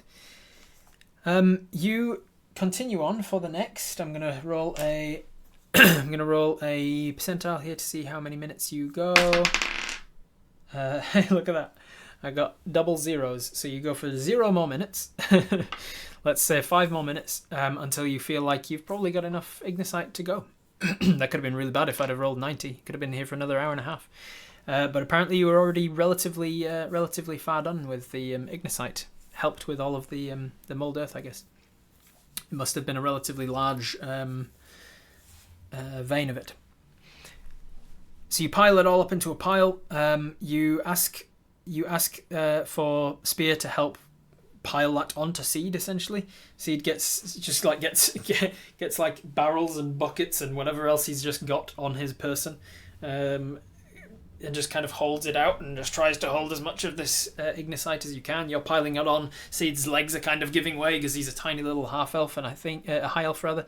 And I think Seed's I've got Seed's stats somewhere. I can't be bothered looking it up just for this part, but I think it's like a -1 in strength or something. He's not a very strong boy, and so he's kind of it's just about underneath the weight that he can carry with all of this ignacite slabs that are putting it on.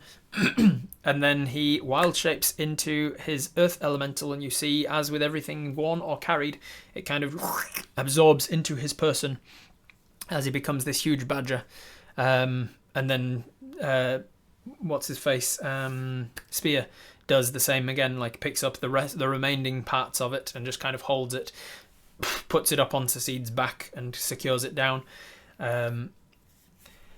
Cake said that Seed's strength is as an earth elemental is big. Oh yes, as an earth elemental it's huge. Ask Spear how well their abilities could suit us for clearing the tunnel for the air Sentinel and repairing the fire Sentinel. Having just watched Spear work, you know, very useful. They can mold earth as a cantrip, which is 5-foot cube of stuff that they can just move around at will. They can displace it and move it and turn it into mud and whatever else they want to do with it, essentially. How does Spear communicate with his boss? Is there any way that we can use that to communicate or call them if we come back? Spear, can I ask, as you start to move off in the direction you came, can I ask, Spear, how do you communicate with the Sheikh? Is there a way that we can, like, if we ever come back, I don't want to be trespassing, is there a way that we can communicate? Spear says, I must reiterate, Dwarf. Archer, sorry. Must reiterate, you probably don't want to meet the Sheikh. They are not...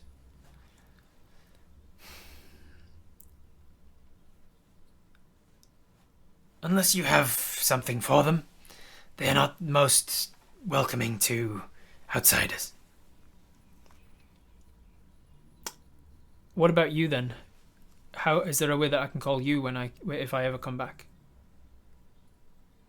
Well, I will be with you in the material plane, but if I return and you do not, and then you wish to come back, I don't believe there is any way that I know of for you to call me, but if you make your way to any settlement and ask around, I'm sure I'll be around before too long. The plant, Rob, the plant? What about the plant? Put some of the ignacite in our quiver. You can't fit any like, if this ignacite is going to be worth using, it's going to be bigger chunks of it that you can, like, fasten together and fix together into the side of this earth, this fire sentinel. If it's small enough to fit into the mouth of your quiver, which is about, I don't know, softball size, then it's going to be too small for making anything out of it. And now finally Spear and Seed can communicate again, now that Seed is back in Wildship, yeah. I'm so unnerved about taking this guy back. We want to uproot the Fey plant and take it with us to not pollute the earth plane with a Fey plant. Alright, that's going to take some time. It has rooted down deep, like the way that I described it. It is like the roots of a creeping vine. If you've ever done any gardening, and know and know about how difficult it is to take ivy off of a wall, ivy sticks to a wall. It's got lots of, like, grappling hooks, essentially, that are all along its vines. Every inch of it is hundreds of these root-like vines. It is going to be very difficult to uproot the entire thing. Can't Seed kill it? I mean, Seed could probably kill it. Let's put this to a vote then. Thumbs up emotes in the chat if you want to kill the thing. Thumbs down if you do not want to kill the thing. The plant that Seed left here with his verdant armor.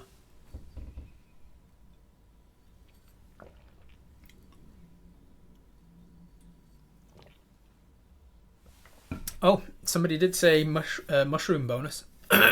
You can speak with plants to a certain degree. All right, the majority is definitely saying no. Just leave the plant. Don't let it. Just don't bother trying to kill it. But you do. Speak to the plant. You can't exactly communicate, as in the speak with plants spell. But you can get a general vibe check. You, as an action, can turn on your mushroom-like ability to get a vibe check of any plants in the area. And you get a vibe from this creature that this plant that it is not enjoying itself. Like, it's not going to survive here for very long, probably. Although the plant can adapt to the surroundings when it is released from verdant armor, it still has to. There's a limitation on that, essentially. It can survive, but it can't necessarily propagate. You get the vibe from this thing that you're not going to have left something here that's going to be an invasive species and take over the entire land. Like it's not going to propagate easily because it's not the plant was originally not designed for being here. On top of that, excuse me. On top of that, you happen to know from seeing it in action that the cleansing creeper is a plant that was cultivated by druids to have one purpose. It sucks toxins out of the ground or the surface on which it's planted. It sucks toxins into it, puts those toxins into its own stems and leaves and plants and stuff, and then dies. Like the cleansing creeper is designed to suck toxins out of a thing and then die, so that the toxins are in the plant and you can then dispose of the plant rather than being in the ground. And so if there are any things that the plant considers toxins that here in this wall and ground that it is planted on, it's going to die off anyway. It's a martyr plant. Yes. Yeah, it was cultivated and what's the word? Selectively bred to be essentially a martyr plant. Spear, forgot to ask, you seem to have a great job here. Why are you interested in travelling to the material plane? How long would you be able to stay before the Sheikh would start looking for you? I am my own person. I can stay as long as I wish. I'm interested in going to the material plane because I've heard a lot about it and I'm fascinated with you and want to know where you come from.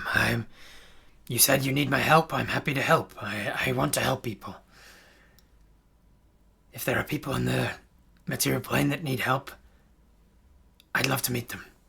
Especially if they're powerful people. Rulers. Leaders. People who can exact change. I'm excited to meet them and to help them in some ways.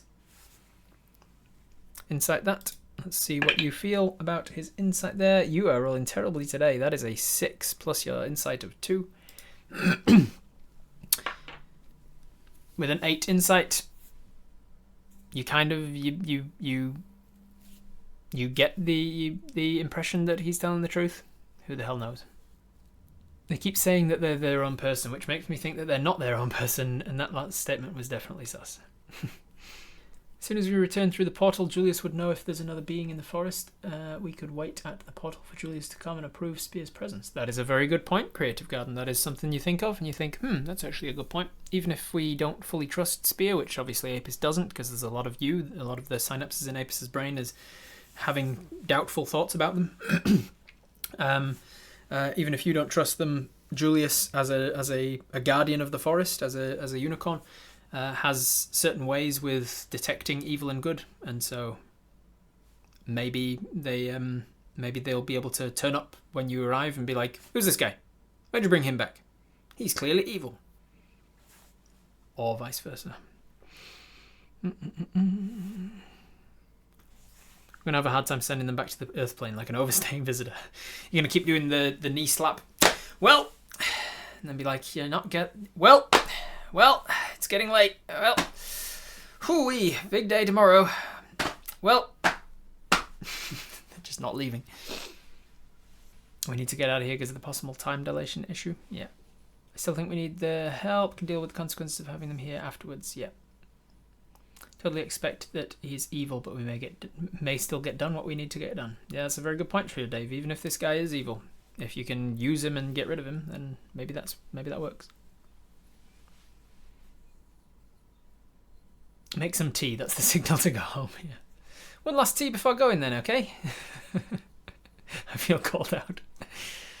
All right, let's just go and see what Julia says rather than speculating. You're ready for Indiana with that welt. Good to know.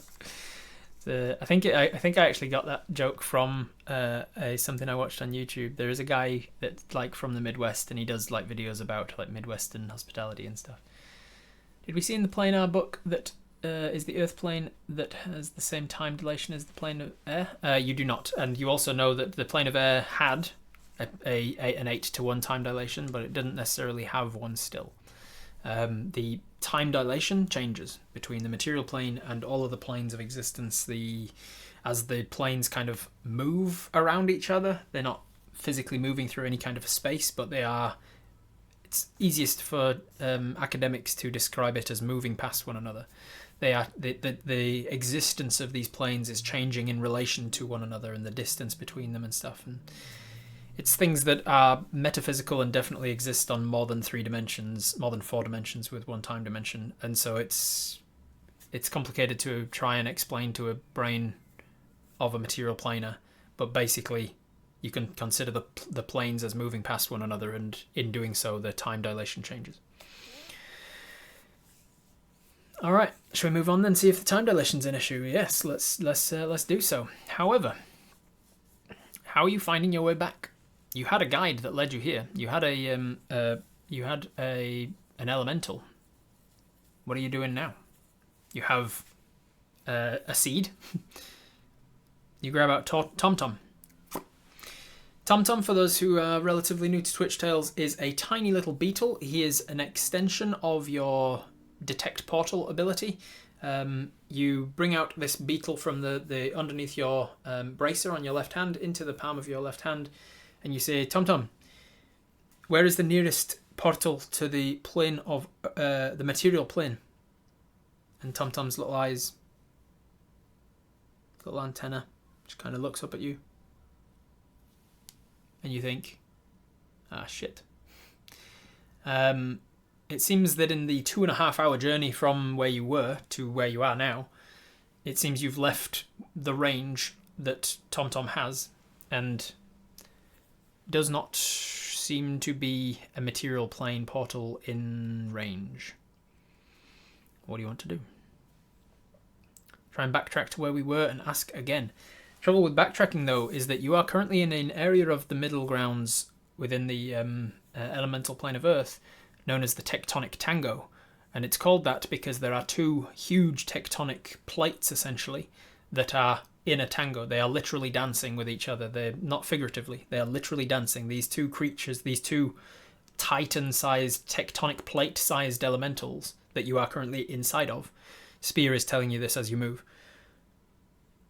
They are literally alive creatures that are dancing past one another for thousands of years, and that's the nature for all of the shifting and crashing and crunching and earthquakes and fissures opening and closing again as these tectonic plates come further apart and back together again, and they're moving, and it is a hell of a dance.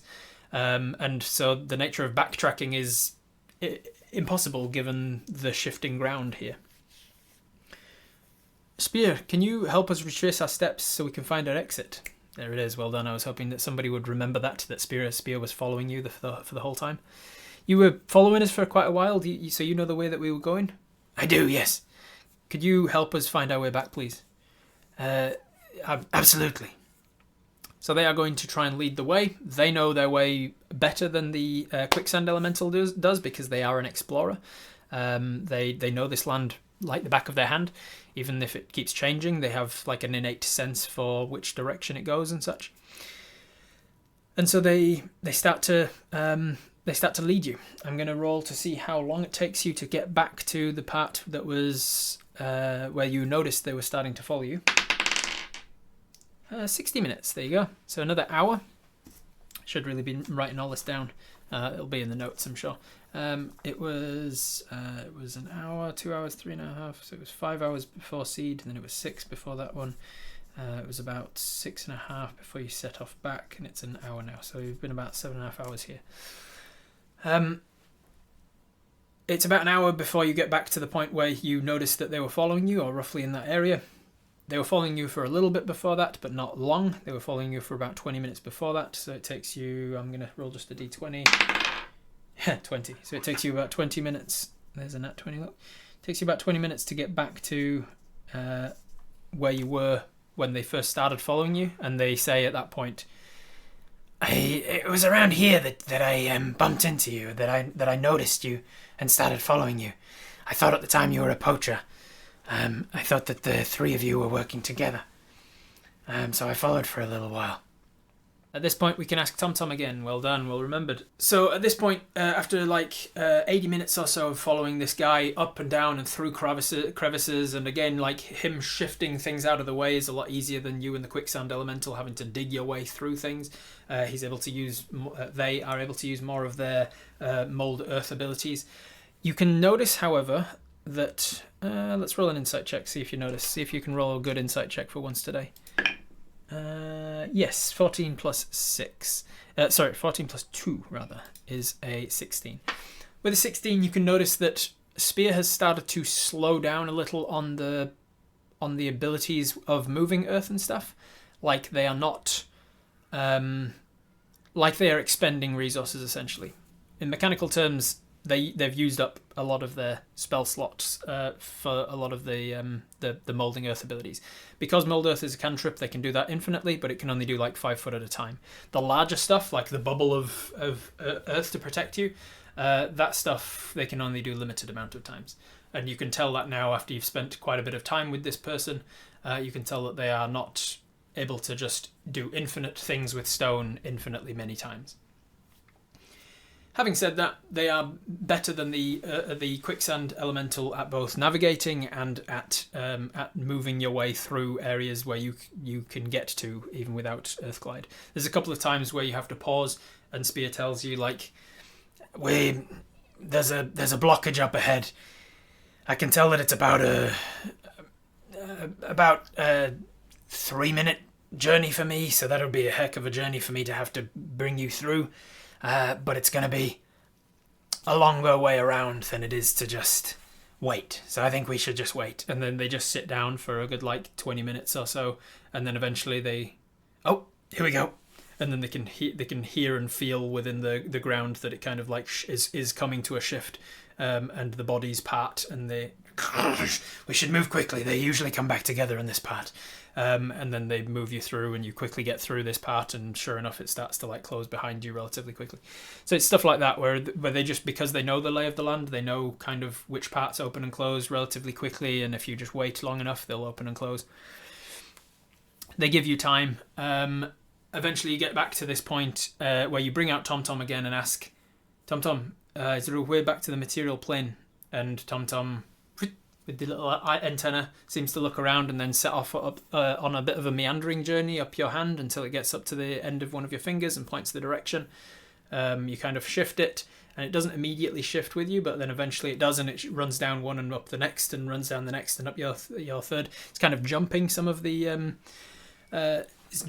fingers because it's like it's buffering, like it's not quite able to pick up. From that, you can either intuit that TomTom is kind of on the edge of the range, or that the portal isn't quite as strong a magic as it should be. Whatever you're intuiting, TomTom's having a little bit of a harder time, but definitely now at least knows a direction to go. Too much earth is blocking the signal. That is exactly it, thy fair lady. Can we also check for the height of it as well, left to right? Yeah, you bring your hand up and down until the creature shifts. You kind of just turn your hand onto a lateral way and see which finger it goes to. And it is... let's go with a D10 and say like 1 is up there and 10 is below you. That is a 3, so it's upwards at an angle. It's upwards on a fairly steep angle above you, ahead of you and above you.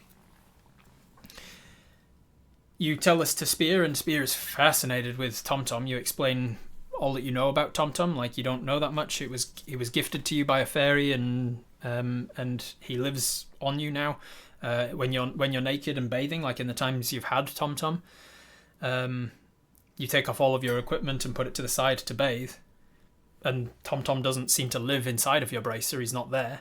But then whenever you call for him, he comes out of the bracer and onto the palm of your hand. So you're not sure what exactly how he lives. And you were probably too frightened to do a little test of getting naked and then asking for TomTom, because you're not sure where he would come out of. But you just have accepted the fact that you have a little beetle that lives somewhere around your bracer that can come out whenever you call for him. You still haven't tested TomTom's abilities sufficiently to know exactly what the limitations of TomTom is, by the way.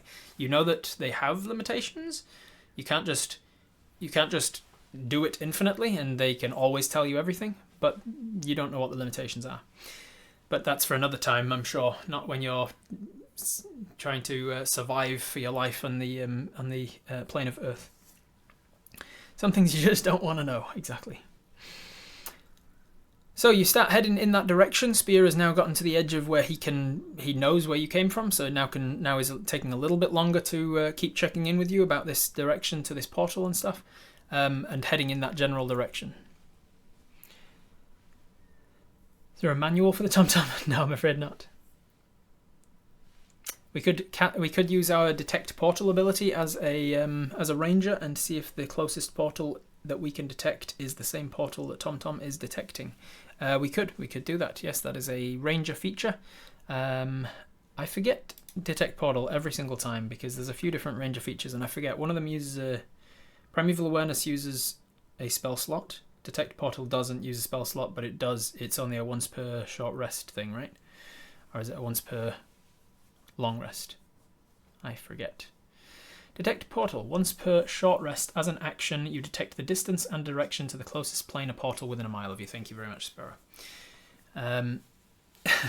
Good job, Wraith. You're doing a great job with those commands. As usual, Wraith, you're doing a great job with commands.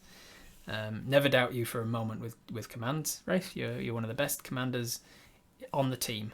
Oh my god, I hate you. One of the best things about Wraith for Mare is that she's so good with spelling and doing commands. That's definitely why she should be the Mare. TomTom is just a stand. Simple. I don't know what that means. Alright, so as an action you can detect portal. You can detect the distance and direction to the closest portal within a mile of you. So TomTom is an extension of that I homebrewed because you can ask it for a specific portal. He still has a range, he still has a limit, but you can ask for a specific portal. With detect portal, it just tells you the closest portal within a mile of you. You are not in your favoured terrain right now, so it is just a mile. Do you want to use it? Yes or no?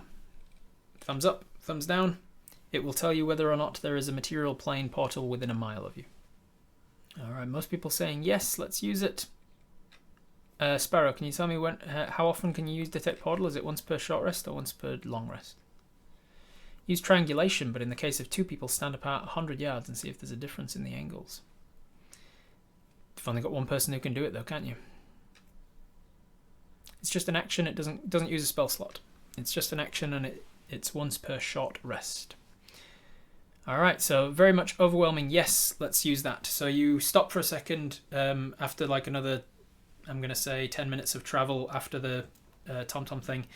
You stop for Spear and you say, give me a second. What are you doing? I'm going to ascertain with my own abilities whether TomTom's telling us the right thing. I'm not going to even pretend to know what you're talking about. But do your thing. Right,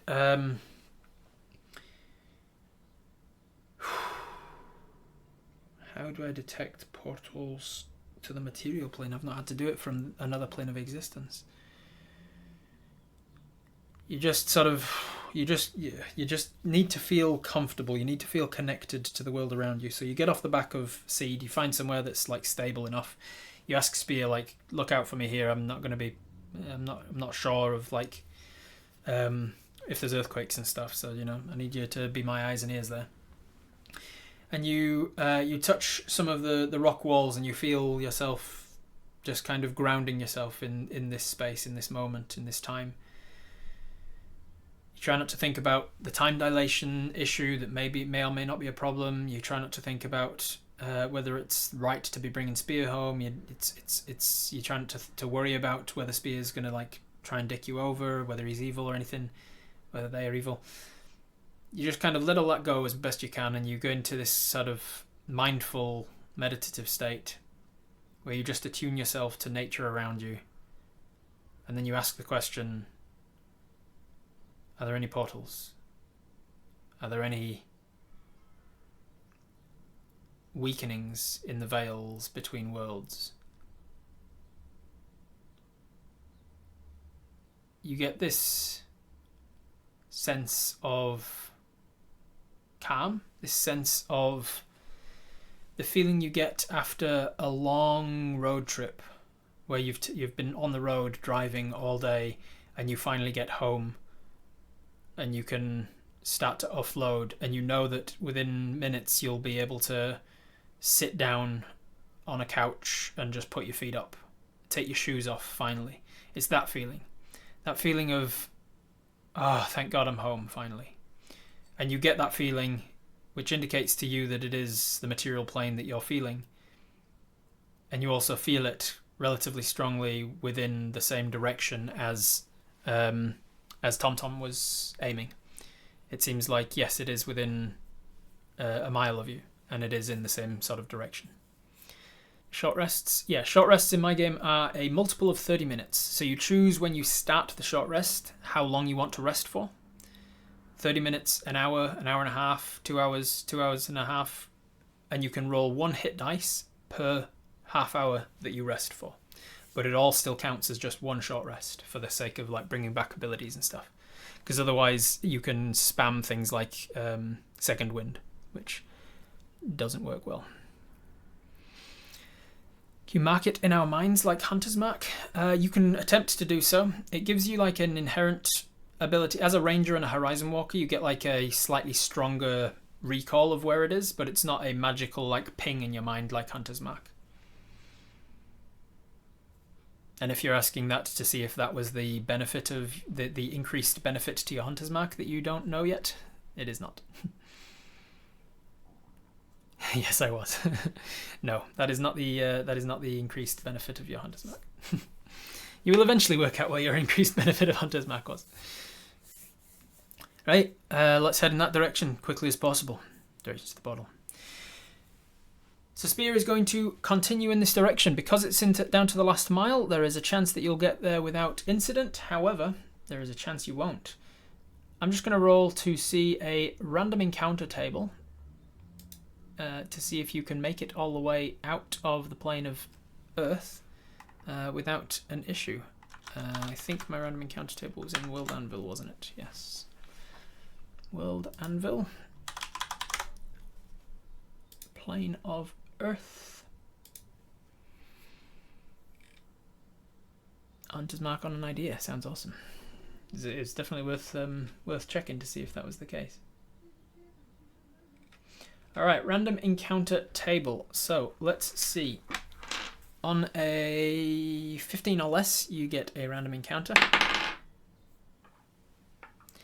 And then on a D4, we'll see what that random encounter is. Ooh, okay. Ooh, interesting. Interesting. Okay.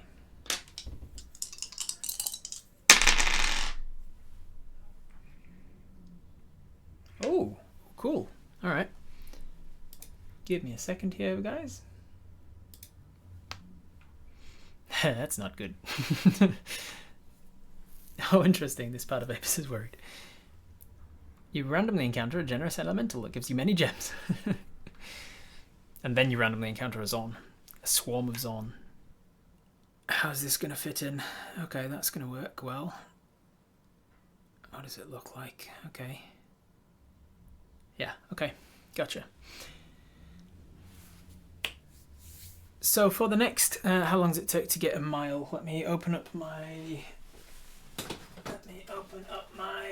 GM screen where I've got how long it takes to traverse certain terrain. This is definitely tricky wilderness, and you are going a mile, and you can go at this speed. So it's going to take you 30 minutes. Yeah, it's going to take you 30 minutes to go through a tricky wilderness at 30 feet an hour. 30 foot around. Yeah. So it takes you another 30 minutes to get there, which means we are at about 8.5 hours on this material, on this plane of existence. And as you ask TomTom one more time when you're getting closer. After about 25 minutes, you ask TomTom again, and TomTom is very strong this time. Like, bink, here it is.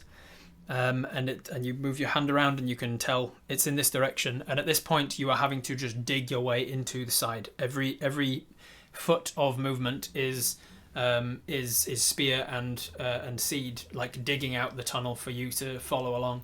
Spear has like said, we are deep within the heart of one of the tectonics at this point. There's no more opening gaps here, I'm afraid. We are going to have to tunnel.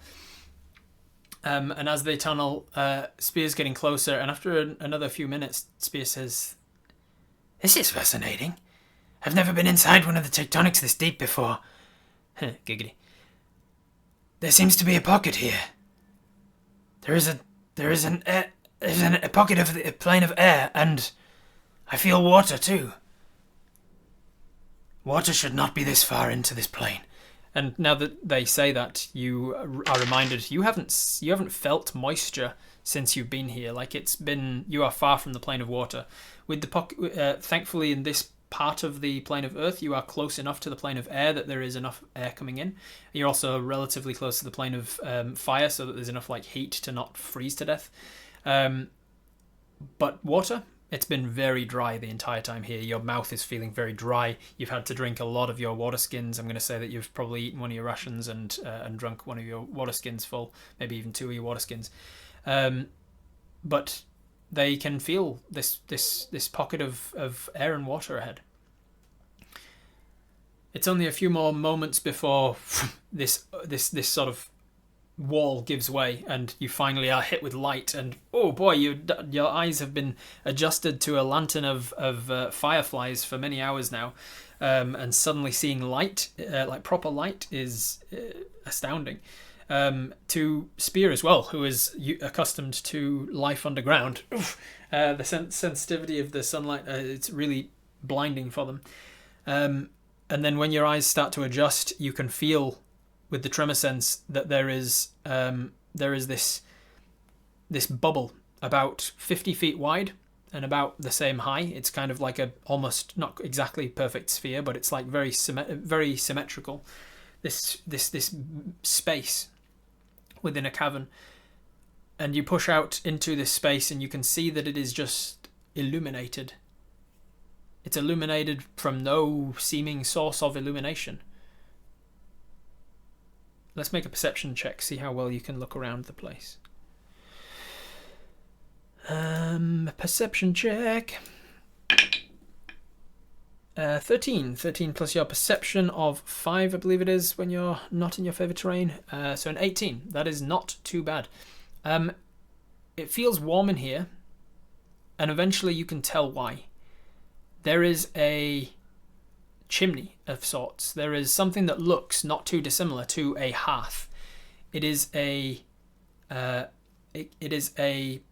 fireplace of sorts. It's not like a brick well-made fireplace. It is just kind of the shape of a fireplace that is kind of in one of the walls off to your right. And in that fireplace is a roaring flame.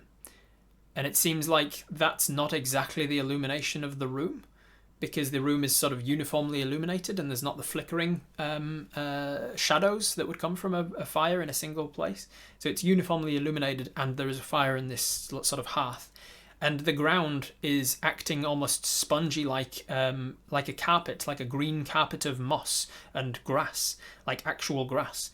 And it seems like there's enough light in here for these green plants to photosynthesize. There is warm, moist air in the room. It's damp. It's relatively humid, and there is a trickle of water that leads down the wall and across the ground as if it's leading somewhere, and then it just kind of dissipates into nothing by the time it reaches the other wall of this cavern. We aren't seed. We need to know this for ourselves. Yes, we do. I feel this might be some sort of nexus of portals. It may well be. Yes. Does TomTom tell us the portal is inside this room? One last time you bring out TomTom. How many times have you used him now? From memory, you used him when you got here a couple of times because you wanted him to know where the portal was. So that was a couple of times then. You used him again with no success. Then used him again.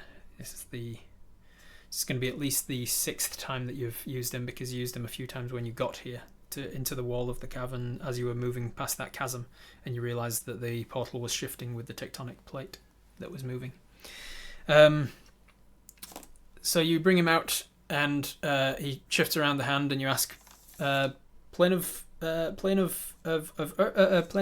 material, where is it? And he shifts in the direction of the chimney kind of area, but a little bit above the chimney, kind of like where where the sort of flue would be of the chimney. This is a cozy looking place. Anyone fancy a cup of tea? Seed says, "Oh, eggs." And you look around and see that Seed has dropped his badger form now and is now walking over to a corner of this sort of green-like mossy ground and is about to pick up some large eggs. And Spear says, "Oh no!" and reaches out for Seed, but it's too late. Seed grabs some of these eggs and pulls one of them up off of the ground, and whoosh, exploding out of the wall beside them. This large, huge hooked creature comes breaking out of the wall to protect its eggs. This creature that looks almost bird-like to the face, but it has huge hooks on its hands. And Spear says, "Hook horrors!" And I need you to roll initiative. It's been a while since Apis has been in a fight, but we have rolled a random encounter with hook horrors. Multiple. So, initiative from Apis. That is a 14. 14 plus initiative of 3. That is a 17 for Apis. I'm going to roll initiative for everybody else too. Seed's initiative less than Apis. Seed, Apis. We've got Spear. Same as Seed actually. So Seed and Spear. Actually, he's got less dex than Seed, so it'd be slightly behind. And then we've got hook horrors. Hook horrors get just under you, I think, unless their dexterity. No, their dexterity is just. So hook horrors will go just after you. So it's Apis, hook horrors, Seed, and Spear. I think that's everybody. I'm not forgetting any NPCs. Mel's not with you. All right. Hook horrors are super scary. Can we all run away? Bravely, of course. Bravely run away. Does Rob have a picture of this creature? I do. Can I put one up on the screen? Let's see. Hook horror. This is one of the things that bursts from the wall, and it skitters in, clicking and clacking and hitting its mandible-like hooks from the end of its arm-like appendages together, and the way that it's making noises with its mouth, its beak, and its hooks, it seems to be almost speaking like an almost Morse code-like language, and you can hear more of this clicking language from behind. For those who aren't watching, imagine a bipedal, scaly kind of purplish tortoise. It's got like a shell on its back, like a tortoise shell.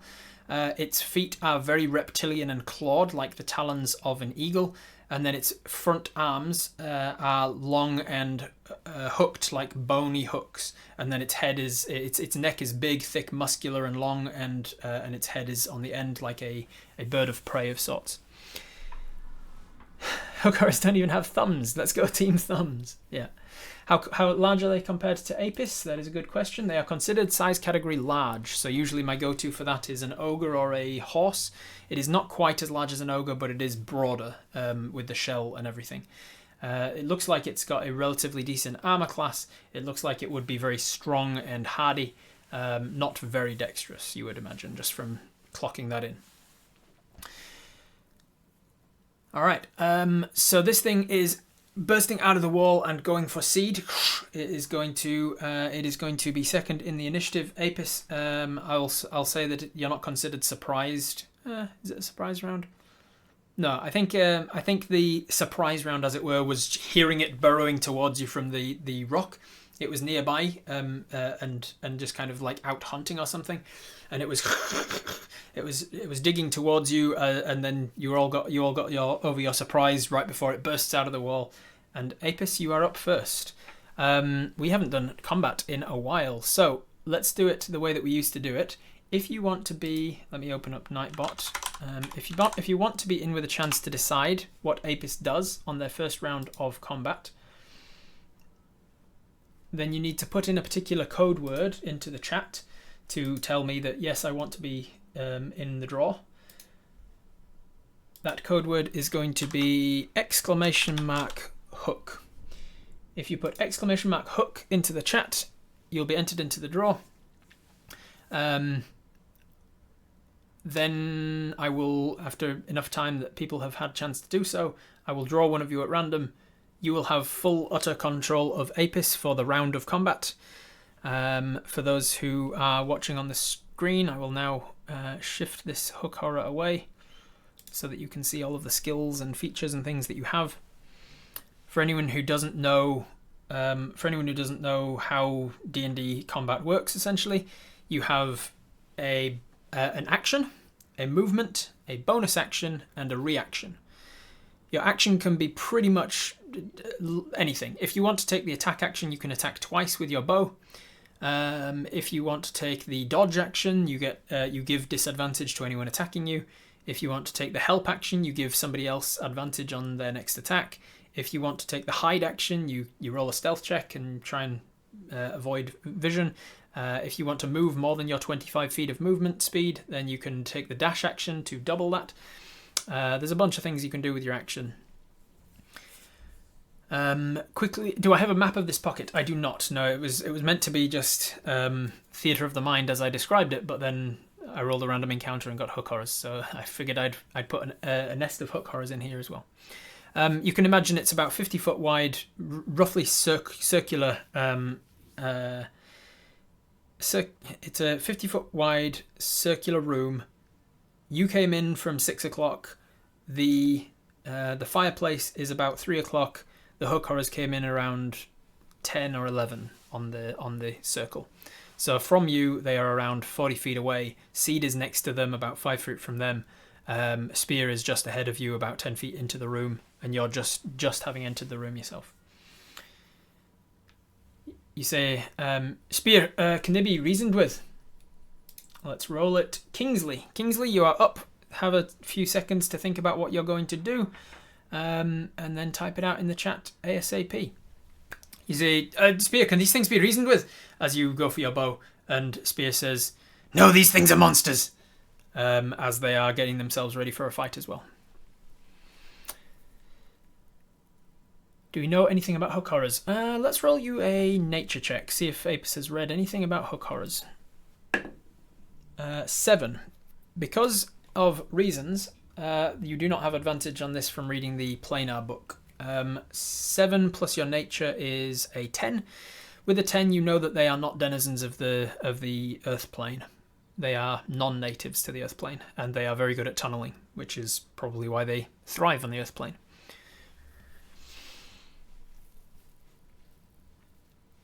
Do we have something akin to a pinning shot? We do have. In the arrows beneath me here, you can see that there is a green arrow, a green number 1. The green number 1 is denoting the green is a tranquilizer arrow. If you hit a thing, it casts sleep on that creature. So if you hit a thing and reduce its hit points a little bit, and then you cast sleep on it, if the hit points it's currently at is less than the amount that you roll for sleep, then it goes to sleep. The purple arrow beneath me here is an entangling shot. If you hit the creature, there's a chemical reaction that happens that makes this like expanding black ball of goo stick to the creature and restrain it. So that's the best you've got for a sort of an entangling shot. Would it be able to follow us? Maybe. Spur says, now we're going to have to kill all these things to be able to use the portal, and that's going to orphan the eggs. Seed's going to have to step up and take care of those eggs since he caused this problem in the first place. Another monster for the collection. All right, Kingsley says, my first ever D&D anything. I'm going to place Hunter's Mark and take a shot. Fantastic first action to do for D&D anything, and what a wonderful time to do a first time D&Ding. So as a bonus action, you are going to cast Hunter's Mark. So let me remember how to do that. It's been a while since we did D&D. Here we go. Bring! Away goes the berry. Then we have cast Hunter's Mark. Let me roll a d20 for seeing if something happens. Nope. So you cast Hunter's Mark on this creature. You hold your bow out in front of it. You lift your bow up from the ground, and some of the grasses and the mosses and lichens and things growing quite happily in this little alcove wrap up around the legs of this hook horror. They sort of squeeze tight around its body, and you can see this greenish glow around it. And the next attacks that you hit will do extra damage as your nature will help you defeat this creature. You draw out 2 arrows and you quick draw. You fire off with the first arrow. Let's see if it hits. Dice cam. Nat 20 on the first attack. Your first ever attack, Kingsley, in D&D is a Nat 20 with Hunter's Mark. So what that means is you are getting a D8 from your attack. You are getting a D6 from Hunter's Mark. Where are all my D6s? Oh, I took them out for something. I can't remember. I'll use one of these tiny ones. You're getting a D8 from Hunter's Mark. You're getting a D6 from a D8 from the bow and arrow, a D6 from the Hunter's Mark, and then you're taking. In my games, I max out. I do critical damage. I do what do I call them? Brutal crits. Where if you crit, then it does maximum amount of damage that it could do, and then you roll on top of that. So an 8 and a 6 maxes to 14. 14 plus your dex mod of 3, which is 17, plus 2... Oh no, it's plus 2 to attack for a ranger, isn't it? Not plus 2 to damage. So yeah, so we're at 17 before I even roll. You're doing 17 damage, plus... Let's see what we roll here.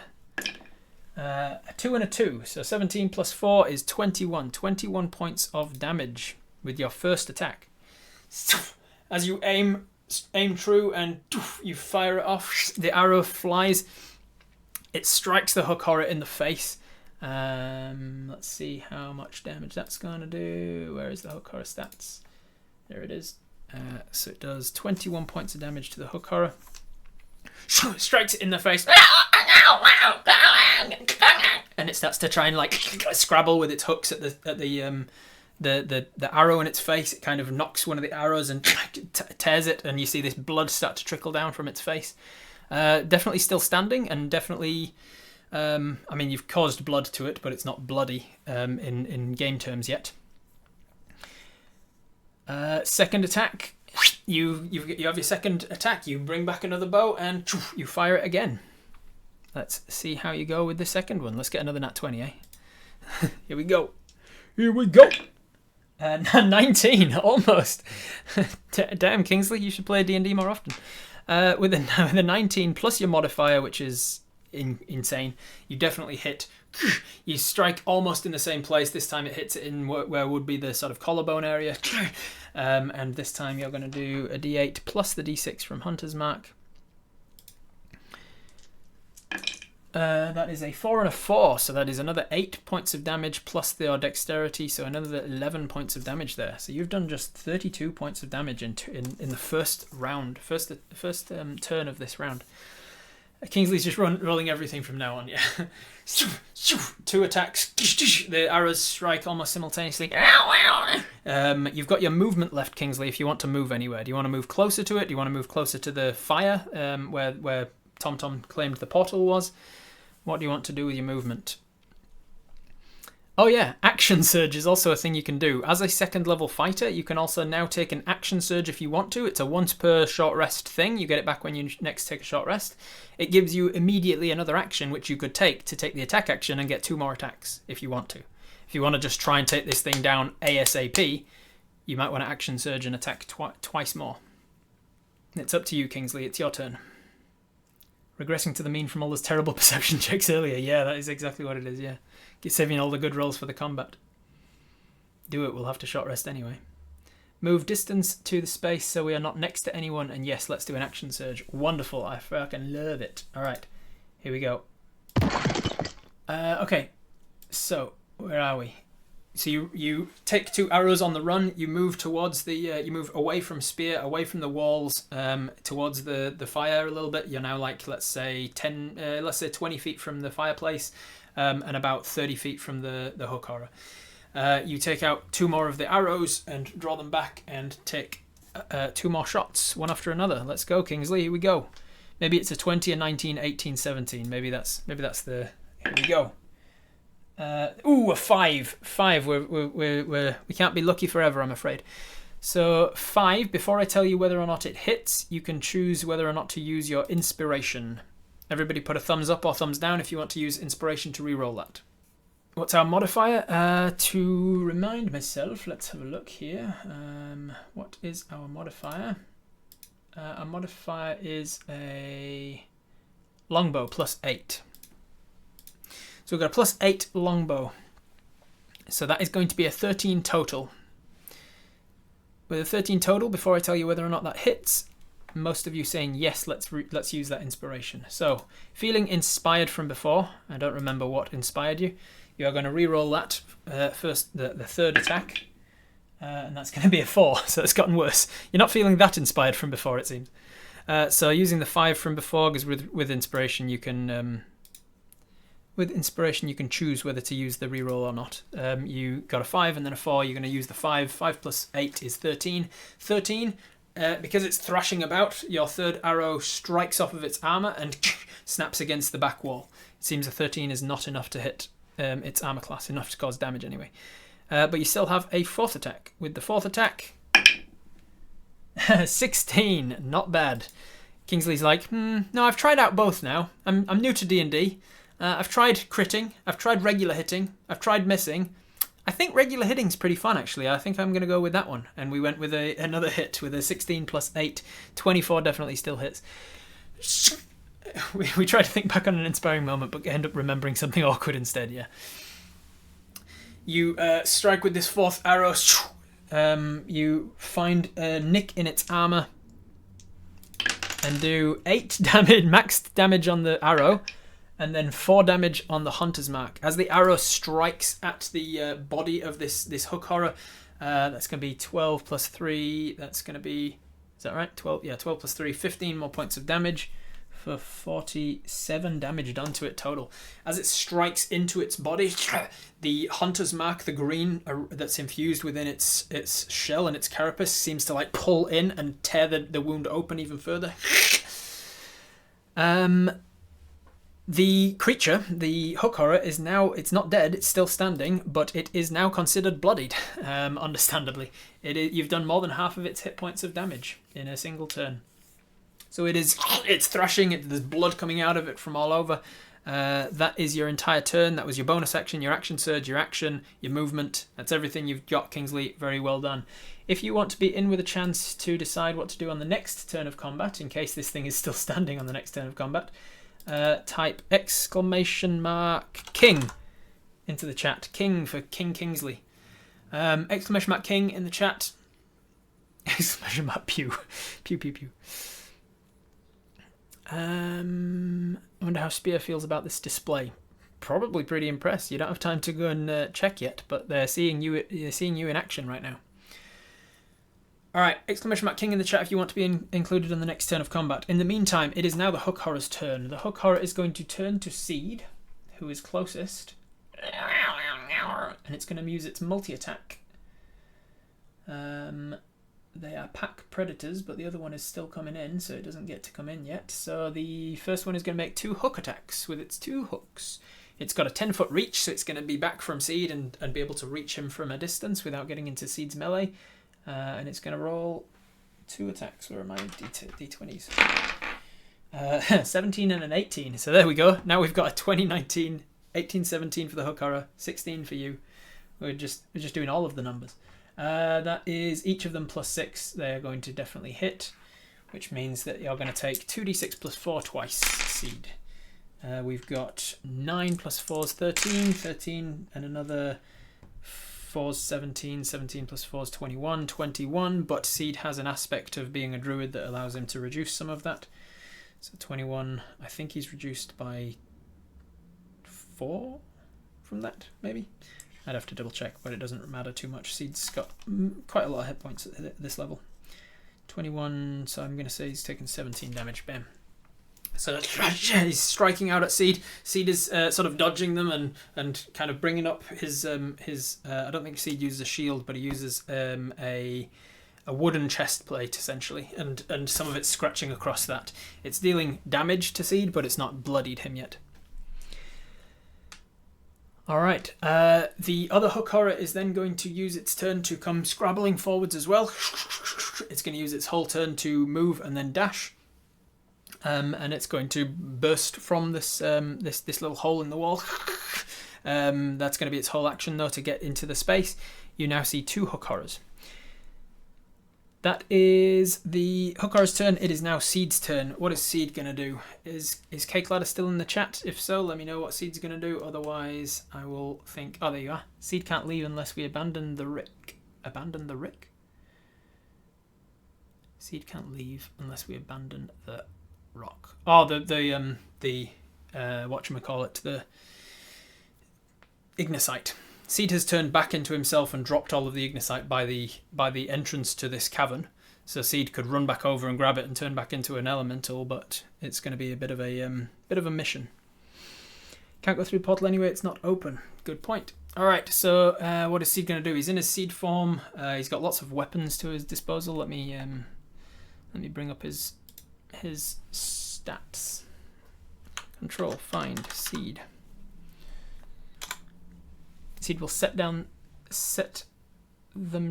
down gently and back away. Seed just like backs away from this thing. Seed doesn't want to kill creatures, I think. Yeah, that makes sense. Uses his action to disengage and leaves it. I think that's about right. I think that does feel right for Seed. Seed sets the egg down gently and hands up, and he realizes when he's done screwed up. Oh shit, this is a creature. He's going to use animal / monstrosity handling. He is actually proficient in monstrosity handling, given his background with all of these monstrosities. With Seed's modifier, that's a 17 plus modifier 3. No, 4 in fact at this stage, so it should be a 9 onto that. 21. 21 on monstrosity handling to essentially like use the disengage and back away.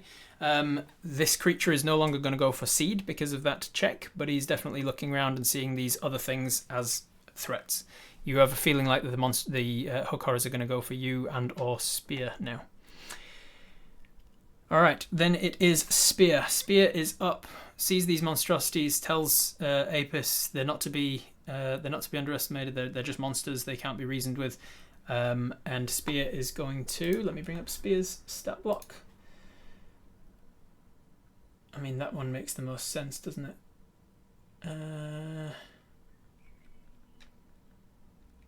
Oh, those ones are pretty good too. He could do that. No, he's going to do this.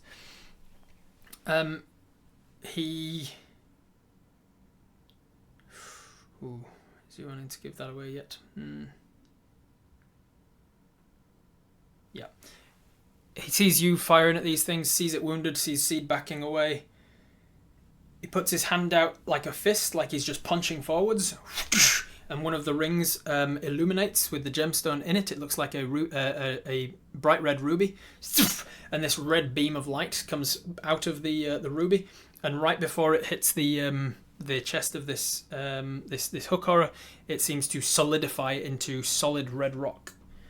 I'm going to see if he hits first. He does, with a 21, no less. He's going to go both of them at this creature. The second one misses. So these two red beams come one after another, and as the red beam just is about to hit, bam! It hits into this solid rock. The first one hits, and the second one misses over the shoulder because the first one knocks him back a little bit. He's going to deal 6 points of damage to it. 6 points of bludgeoning. The thing is still alive. He is then going to move a little bit to the left, and let's see what bonus actions Spear has. He's then going to cast.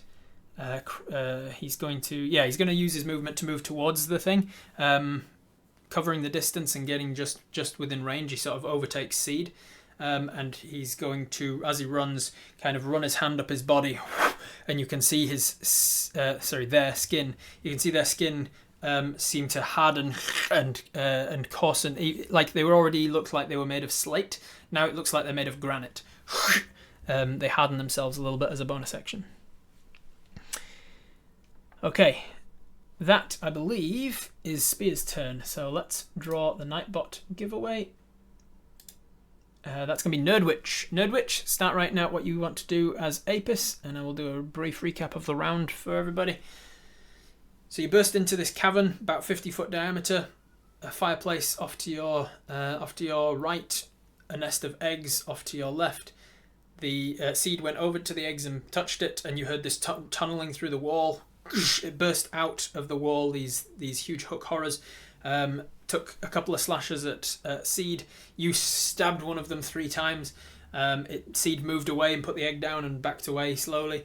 And then overtaking Seed's disengage was Spear running towards, pushing out with the hand, casting some kind of spell from this ring and slamming into this creature twice. And now Spear is engaged in melee with one of them, and the other one is just behind it, looking across towards you. That's where we're at. What do you want to do, Nerdwitch? You have Hunter's Mark on the one that is wounded. You also have Planar Warrior, if you want to use that. You have Zephyr Strike, but casting that would drop Hunter's Mark, because they're both concentration. You have Cure Wounds, but nobody's really taking... I mean, Seed's taking a little damage, but he looks fine. Hunter's Mark's still up and boosting all of our shots, so let's keep that in mind. If you want to pick a concentration spell, Planar Warrior boosts our shots further for a bonus action and nothing else. Yeah, you could do that if you want. I think just fire the bow again. Alright, if I may make a suggestion, Nerdwitch, you are welcome to take it or leave it. You have an action and a bonus action. Taking a shot is your action, and you can take 2 shots with it as part of the same action. You then have a bonus action that's doing nothing with it at the moment.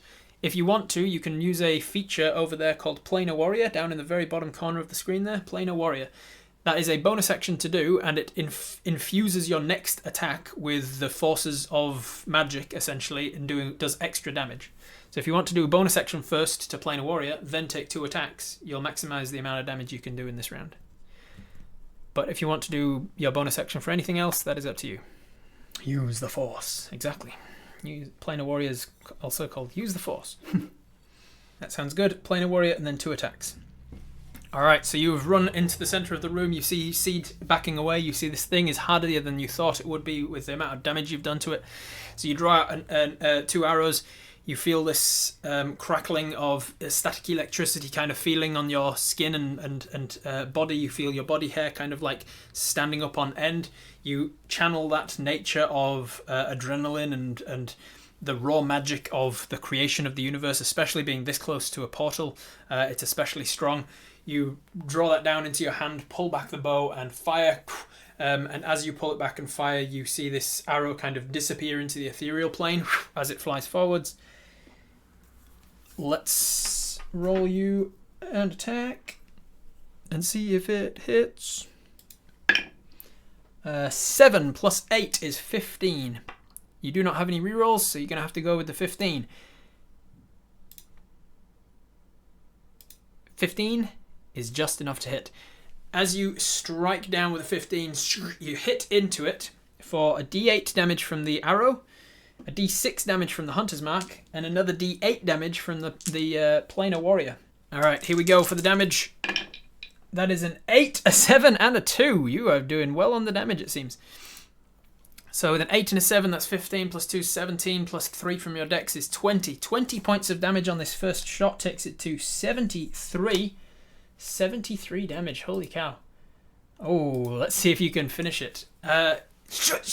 You strike with this next one as the ethereal arrow disappears from into the ethereal plane, and then strike in, poof, and then poof, it explodes back into the material plane and strikes into its body, exploding this the chest of this thing. It is not doing well. It seems like it's still alive technically. You might want to let this one go and leave it to bleed out, as it were, or you might want to finish it off because it might be able to get a couple more strikes in before it bleeds out. It's definitely going to die. It just might not die in this fight, essentially.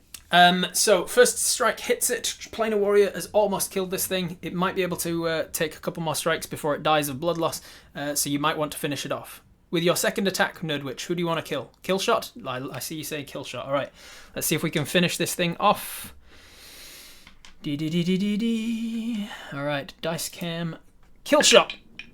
5 plus your 8 is 13. I'm going to give it a chance that a 13 is enough to hit. Because it's in such an almost dead place, in mechanical terms, it's got 2 hit points left.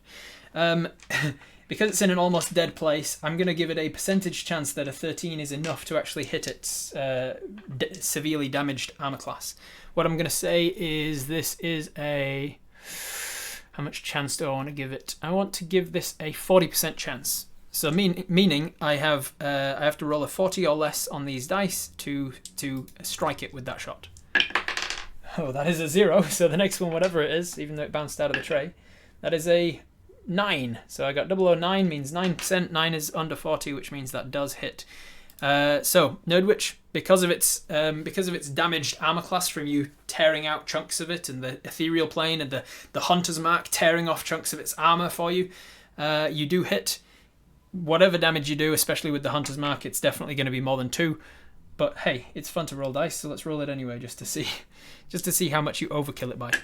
That is 2 and a 4 plus 3 is 9 points of damage. 9 points of damage is enough, and you strike it in the head as it's kind of moving towards Seed. It's kind of putting its arms out. It's going to try and strike its spear and maybe strike its Seed with the other arm. I don't know it doesn't really know what it's doing anymore. Poof, arrow through the eye. It slumps down, dead.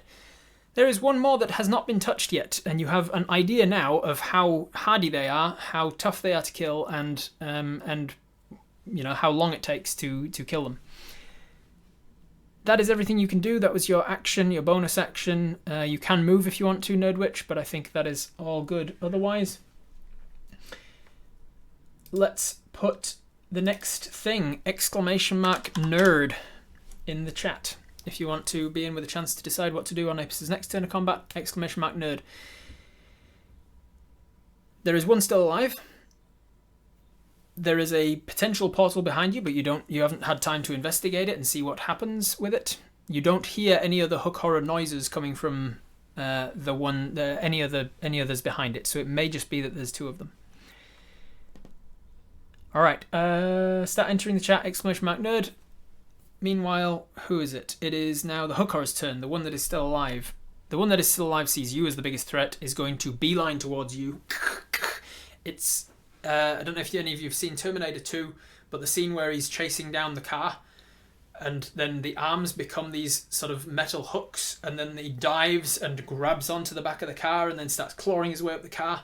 Imagine that moment, but he kind of the hook horror sort of goes into this almost quadrupedal run towards you, but it's grabbing onto chunks of the ground with its claws, and it is using that to pull itself along. So not only is it running, it is pulling itself towards you at a much faster rate than you'd think. It is pushing towards you. It gets all the way to you with its movement, and then it is going to make 2 attacks at you with its claws. That is going to be +6. The lower one is a 14. 14 will just miss your armor class with a 15. So 14 will miss. Oh, it's got a disadvantage on that first one anyway because of the displacer cloak. So 14 or 21. So the 14 will miss. The second one still has disadvantage then, so that's going to be a 13 or a... Sorry, a 13 plus 6 is 19. 19 or more than that, 20. So 19 will still hit. So the displacer cloak, well remembered. Thank you. I remembered the displacer cloak for once. That fucking cloak. Swear to God. The first one misses because it strikes out for a part of your body and you kind of shift to the side a little bit. For those who don't know, you are wearing a magic item that you skinned from a beast that has this this illusory quality to it that makes it hard to know where it is at any one point. You skinned it, tanned it, paid for it to get turned into a magic item. You put on the cloak and now you have that quality where you can kind of shift your body until the first moment that you take damage, at which point you the effect finishes. You're the one who put the beast in her path. Yes, because I thought it was cool, and I thought a displacer cloak was a cool item to give you. And then I realised the reality of having to remember it every single goddamn round. Something is going to steal it from us at some point, yeah. Or I'm just going to give you a better cloak that you have to wear instead. Making a bunch of orphan eggs here. They're protecting the eggs. There's some parent role these adults play? Probably, yeah. Can use Hunter's Mark and Zephyr Strike at the same time. You can use you can use Hunter's Mark or Zephyr Strike. Both of them are concentration spells. You need to concentrate on the spell in order for it to succeed. So, the first one misses. The second one comes around and just claws on a sideways motion. So even if it misses your illusion, it's going to hit you, and hit you it does. And how much was it? It was 2d6 plus something. Let me look up its stats. Where is it? 2d6 plus 4. That is 4. 4 plus 4 is 8. 8 points of damage to you, Apis, which you should be fine in 80 minutes with your natural regeneration. 8 points of damage, but because you have taken damage, you need to make a concentration check to see if you maintain concentration on Hunter's Mark. That is without touching it. I forgot to turn the dice. Come on. Without touching it, that's a 13. 13 plus your Constitution modifier is 15. 15 is enough to succeed on the concentration check. Did I just take off 6 points of damage? I did. Sorry, I did my maths wrong on the fly. Thank you for being honest. Appreciate that. All right, you take a strike of damage from this hook horror. You now have a hook horror that's within melee of you. It got all the way up to your melee range. Shame Rob can't even maths. That is the hook horror's turn. It is now Seed's turn. Seed, what is he going to do? Let's think. He's just backed away. He doesn't want to kill these things because he doesn't want to orphan the eggs. His monstrosity handled it so that it didn't go for him anymore, but it's still going for his friends. Is he going to attack at this point? Maybe. Not sure. He'd probably try and charm it in some way.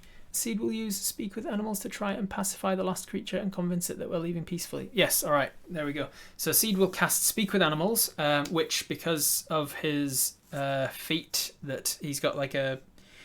He's got I can't remember what we called it, monstrosity specialist or something.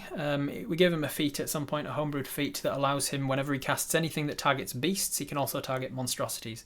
Because he's too stupid to know the difference between beasts and monstrosities, hence why he's accruing a whole menagerie of monstrosities.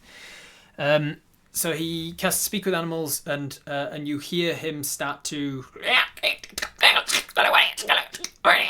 And just naturally, because of the magic of this thing, it gives him the ability to just know how to speak to a hook horror. And hook horrors is like this Morse codey kind of language as well. So Seed has got the butt of his scythe or something. Can't remember what he uses, a scimitar. Whatever Seed has as a weapon, he's kind of sort of like tapping it on his body as well. And he's kind of doing this like... And this thing... It turns around and says something back to Seed. And I'm going to need a persuasion check. You have disadvantage because you just killed this thing's mating partner. Dice cam, I'll allow you to see Seed's roll there. Disadvantage, that's 2 5s. 2 5s plus the charisma of Seed. Not very good. I'm afraid you are not able to convince this thing to leave you alone. It wants to kill the thing that just killed its mating partner. If it had been wounded already, this thing, then it'd be like, okay, I'm leaving, and it would have skedaddled at that. But this thing is not taking any damage yet. This second one is very healthy and is like, I can kill this thing. It's a good idea though. All right, Spear. Spear is going to go and is going to turn to the one that has just shifted away. It's going to do the same thing again. Is he a one-trick pony? Let's see what Spear's got. He's used all his spell slots for doing the things that he was doing before. That's not a good one to do. Oh, this could work. Oh, he hasn't got his warlock. He hasn't got his things anymore. Yeah, I think it's best to just do the old same as before. Turns around, takes aim with this thing, and then BAM! Punches forwards and tries to use Eldritch Blast. See if it hits. Both beams of Eldritch Blast going towards him. That is that's an 18 to hit and a 15 just. All right, so they will both hit with a D10 and a D10. Hey, 10s on both of them. Nice. All right. 20 points of damage from this as they both strike into him. So he's taken 20. That's the first 20 he's taken, right? Yeah. As this hook horror is telling Seed, fuck off. I'm not. You just killed my partner. I'm not leaving anyone. It's taking strikes at Apis. Apis is dodging, and then it goes bam, bam into the back. It gets pushed forwards. You have to take a dodge to the side for it to not land on you as it sort of stumbles forwards. And you look past and see this remnant of this ruby red glow. Hokara might choose to leave if we don't kill it. That is true, it might. Hokara sees this group take its partner out in less than 12 seconds and still thinks it can kill all of us. He sees you take its partner out in less than 12 seconds and now he's up in your face. So there's a good chance that if he can get the drop on you, he can take you out. At least that's what he thinks. And no, Hokoras aren't super intelligent creatures. They are as intelligent as Seed. They have a six intelligence. Spear is a warlock. Wonder who or what its patron is. I wonder what it could be. This creature that doesn't work for a genie.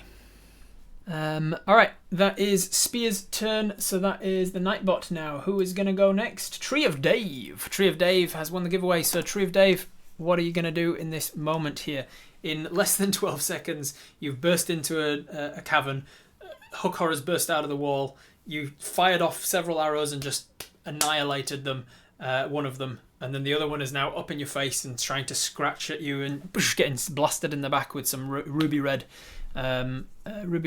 eldritch blasts. Spear did some damage to it and Seed can jump in, so yeah, I count that as the group.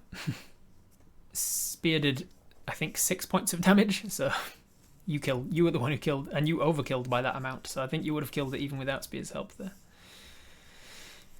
Morning Sunjane, we're in a fight with a hook horror. We are, yes. While the whole time saying I'm my own person over and over again as we talk to them. Yes, indeed. Drop our bow, shift the hunter's mark to the hook horror, unarmed strike against it as many times as possible. I love that, Dave. Drop the bow as a free action, shift the hunter's mark towards it, you bring up your fist, and the green leaves the corpse of the other hook horror, kind of undulates its way across the cavern towards this one, zaps up across its body and infuses it with green. That's one of the cool things about Hunter's Mark. If you're still concentrating on it and the target dies, you can shift it to another target. So you shift that as a bonus action, and then as your action, you take the attack action, which allows you to attack twice with your unarmed strike. And because you have the fighter, 2 levels of fighter, and you took the fighting style unarmed fighting, which I hate. You get a D8 to any damage that you do with this thing. So unarmed fighting, what is it? What is your bonus? You're not as good with unarmed fighting as you are with a bow, but you're still pretty good, I think. Just remind myself what you do with it. Unarmed is a +4 to hit. It's a +4 to hit, and if you hit, you do a D8 +1 damage.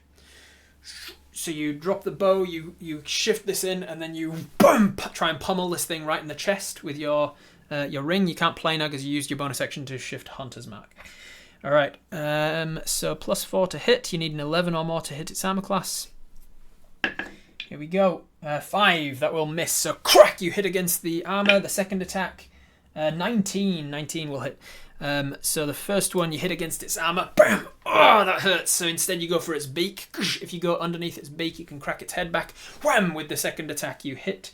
You draw on your unarmed fighting with your practice that you were doing with Joey back in the town of Fondurg, and how you got the attention of the god of martial arts, the god of fighting, the god of boxing, and you actually beat him in a dream once. Not that you like to brag about it, of course.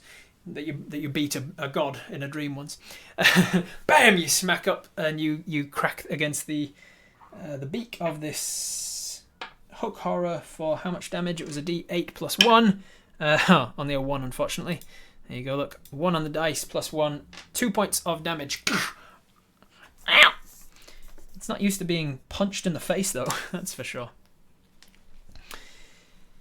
Plus Hunter's Mark, sorry. Plus Hunter's Mark 4. So another 4 from that. So you've now done 26 points of damage to it total. Alright. That is... It was just a dream. I can't prove anything, so they're not braggable. Yeah. It just naturally comes up in every conversation that we beat up a god. Can't be helped. We're not bragging. We just are. It just happens to come up.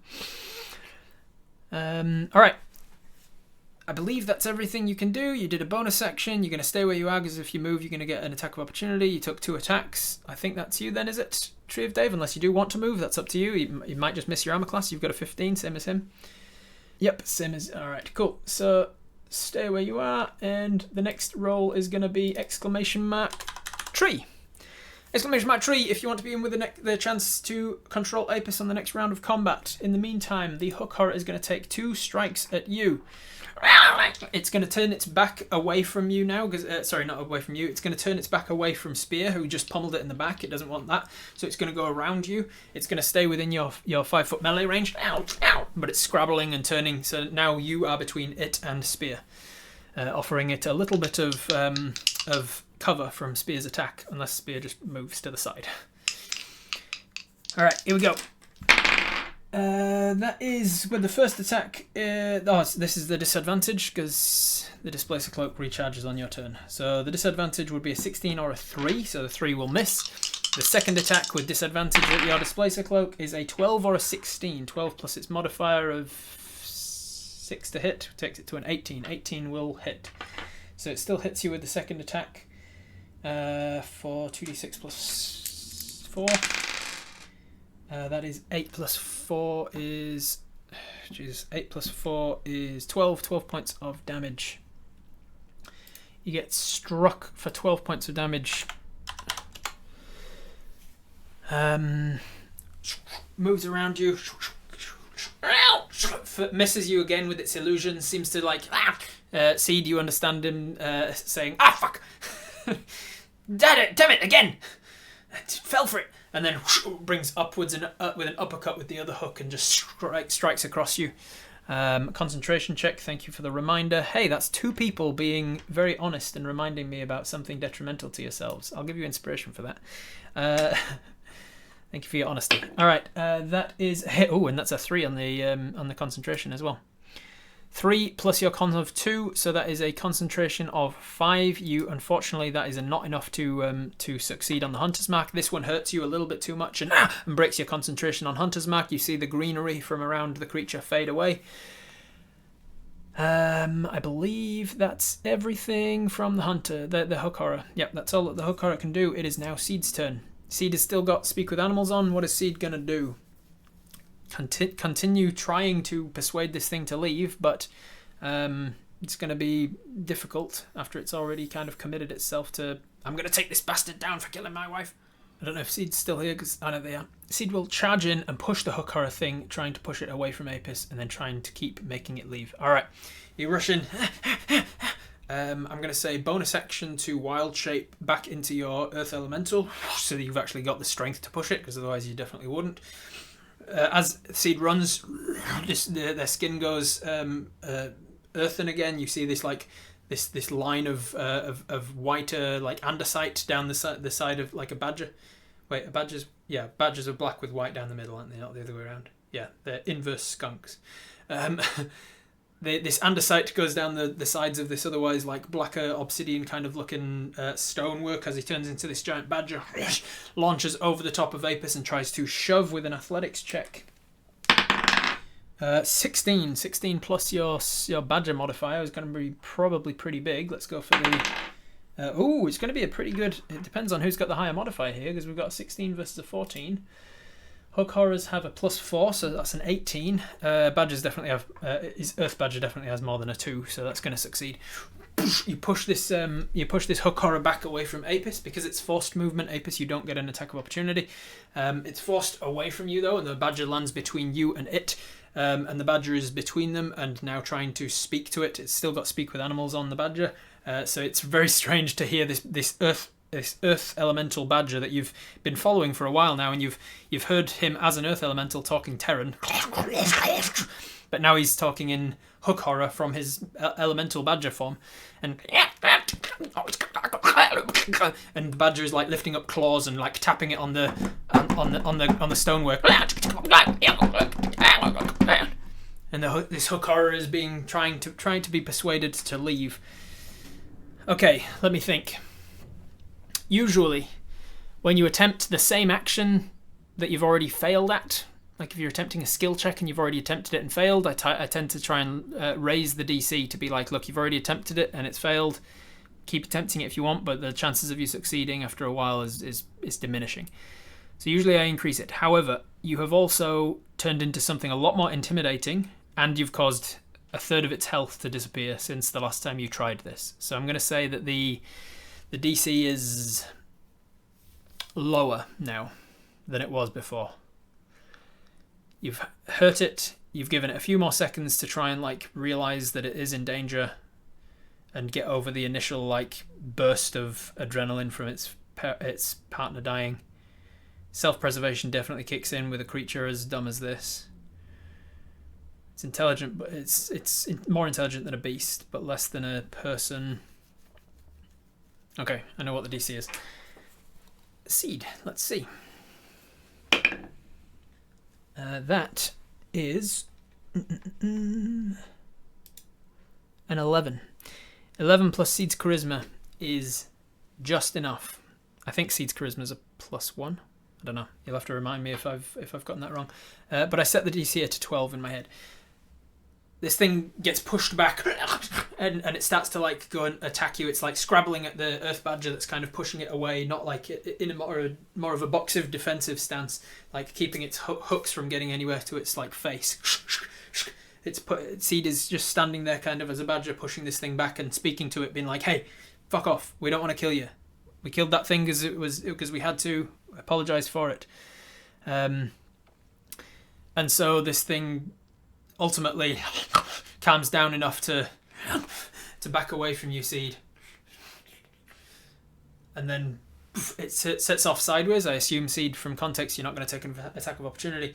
It sets off sideways and just starts running towards its partner and leaving. Spear will take 2 more attacks at it with an Eldritch Blast as it runs. On Spear's turn, both of which will miss. Yeah, both of which will miss. Both of them slam into the wall as it runs past. Apis, it's up to you. We'll go with Nightbot. The last person is going to be Sparrow. Fly away. Sparrow, you get the deciding vote. It seems to be running from you. You can take shots at it as it runs, or you can leave it to go. What do you think? Insight, Spear? What are you trying to learn, Matt? Tell me what you want to know rather than tell me what you want to roll. Is generally the rule of thumb with D&D. Tell me what you want to do. Tell me what you want to roll. Tell me what you want to do or know, and I will tell you what you need to roll. Sparrow says, I think from context we'd figured that Seed told it to leave, and it did, so just let it go. All right, yeah, you have got another arrow knocked as Seed battles with it, and then it sets off running, and you realise either Seed told it to leave or it's just leaving because it's scared. You just let it go. If we don't kill it, the eggs aren't orphaned. Yeah. Before we go, don't forget to pick up our bow. Oh yeah, that's right, you didn't have your bow on you. You punched the thing. You pick up your bow, knock an arrow, and then let it go. And as it runs, it leaves the hole in the wall that it came through.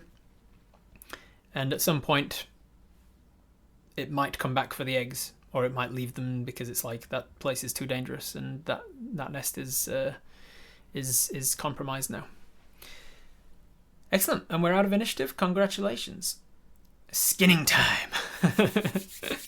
You can skin things if you want. That is a feature of the game that some people really enjoy. And if you do want to skin some things, then you have to then be aware that I will go into graphic detail about how you are skinning these things. All right, what do you want to do as Apis? We're out of initiative, so you're back into like a hive mind situation. What do we want to do? There's a couple people saying loot it or skin it. Thumbs up in the chat if you want to loot or skin or otherwise harvest the dead hook horror. Put a thumbs down if you do not want to do that. At least there is one parent to look after the eggs. We don't need to feel too bad. All right, the majority of people saying no, thank you. A lot of these people were here when we looted a cyclopede. A gigantic centipede-looking thing with a human-like eyeball in the front of its face and a proboscis. And a lot of people regretted asking to loot the cyclopede after I went into graphic detail about how you are cutting the sinews of its eyes and things. Because I don't want you making choices just based on like video game logic of like, oh, I just hold my hand over it like this and I loot the body. No. If you're going to loot a dead thing, you need to be aware of the choices you're making. And so a lot of people, I think, have gone off of looting things. We don't need to carry around any more creepy stuff. Yes, you've still got a giant boar tusk, a giant crow feather. You've got the proboscis from the cyclopede. I think maybe you've even got the eyeball of it somewhere. I can't remember. You don't want to be carrying around any more gross stuff. So Apis decides no, we're not going to loot it. You look at its hooks. Would it fit in the quiver? The tip of it would, you'd be able to cut, because it's a hook, it's not a straight line. It's a hook. You could snap off the tip and take that, but the people have spoken. You do not want to loot this thing. It doesn't have any gear or anything. It's just a creature that was living in this area. It didn't have any things to loot. Plus, you've got plenty of arrows. You don't need arrows. You don't need any more weapons. You've got a manticore dagger that was made from a manticore spine. You're good for weapons and things. So what do you want to do? Spear comes to you and says, That was impressive. You are quite the archer. I understand why you get your name now. Thank you. What's that thing that you were doing? It is a gift from someone. It allows me certain magics. Can we second wind and then try and start filling out the portal home? Yes, absolutely we can. So with your fighter second wind, you take a second to just let the adrenaline from the fight wash over you and calm down a little. You ground yourself again and you picture yourself in that meditative place that you were shown in a dream once, this still oasis in this otherwise beautiful tropical lush rainforest, this beautiful tree of Flonan shale with the berries growing over her, the goddess of healing. And you second wind yourself. You second wind yourself for 1d10 plus your fighter level, which is 2. Which is just a 1, unfortunately. Sorry that I didn't roll that in the camera. 1 plus 2 from fighter level, but hey, it saves you 30 minutes of healing. You're going to second wind for 3 points of healing, and then you are going to start regenerating with your your natural mushroom ability.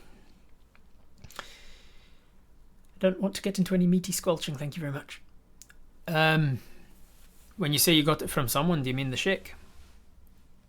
Yes. The sheikh gave you the ring? Yes. I'll give you an insight check on that. Oops, daisy. Oh, that's not bad for an insight check, finally. That is a 15 plus your insight of 2, 17.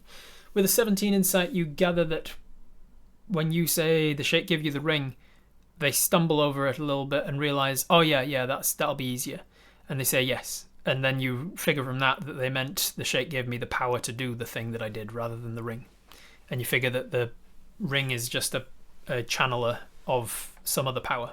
It's not the ring that's casting the thing, it's the ring that's channeling this gift that they are casting. And the sheikh has given them that gift.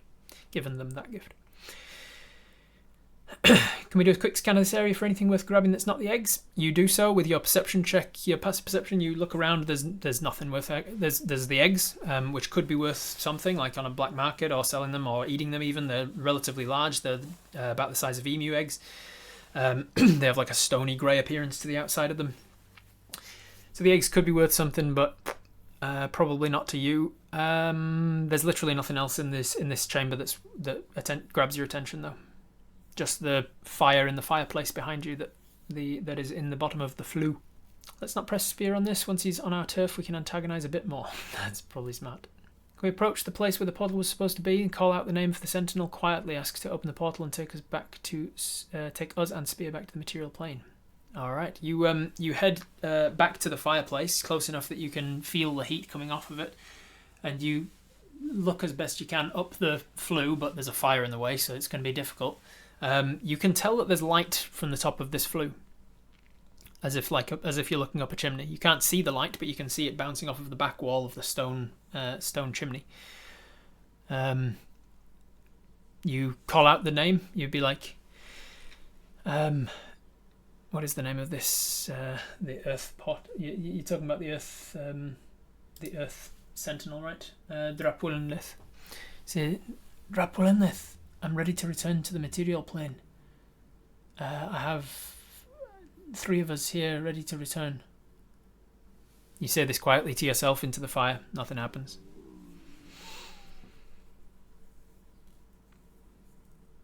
Stonework history check on the room? Sure thing. As a dwarf, you have double your proficiency with history when it comes to determining the history of stonework. So that is a 3. Plus history is 3, so 6. Plus double your proficiency is another 6, so 12. 12 from 3 is not bad. With a 12, you can tell that the stonework around this hearth, this fireplace as it were, probably dwarven. It's probably a dwarven work, but you can also tell that it is long ago. It is dwarven that has not been maintained, probably. But with a 12, that's all you're going to get. Can we try and sense this portal without using detect portal or TomTom? You can certainly try, thy fair lady. Let me put a percentage chance that this is going to work. Let me have a think about this. You're going to just try and feel for this portal. Alright, I'll allow a chance for this. I'm going to put it at a 4% chance. 4% chance, which means I need to roll a 004 or less. That is a 50. Unfortunately, you try, you can't feel anything. Did you say this parent will not come back to the nest? I said it might not. You don't know. You don't know how hog horrors work around their young. There's no shelf above the fireplace? No, unfortunately not. How is there a fire here? How indeed. Leave the eggs. Seed would have said that we could. Yeah. Seed tells you, like, we leave the eggs. Creature come back for eggs later. We should use TomTom to check if the portal's actually coming from the fireplace. We only know it's somewhere in this cavern. We don't know the exact location. You're rolling like I type. Get better. You don't want to be like me. Will TomTom die if it's overused? You don't know. You haven't worked out the specifications of how TomTom works. Wonder if TomTom has a lifespan or a cooldown.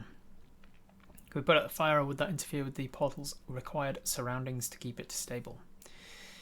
You don't know. You could try it. Is there anything to put out the fire nearby? You don't have anything. I mean, you've got stuff in your inventory, like a bedroll that you could try and smother the fire with. It's like a campfire or like a fireplace fire. It's not a roaring like inferno. So you could try and smother it if you want to. You've also got a few water skins on your person that you could try and quench the fire with if you want.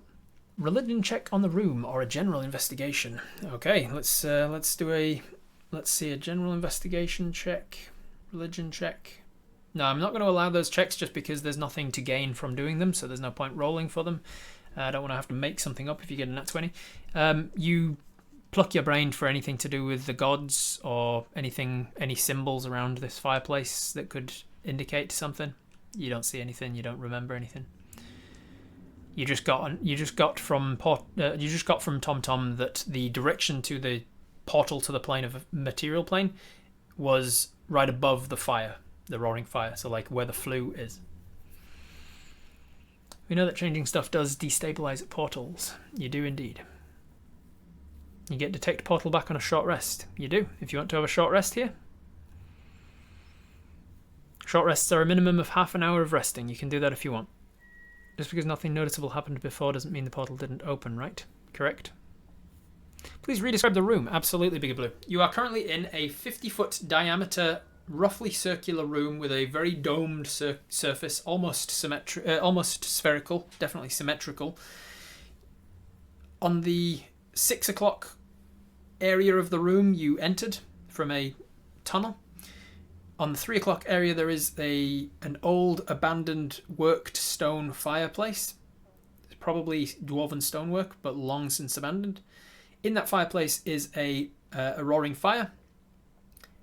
The flue above that is probably where the portal to the material plane is.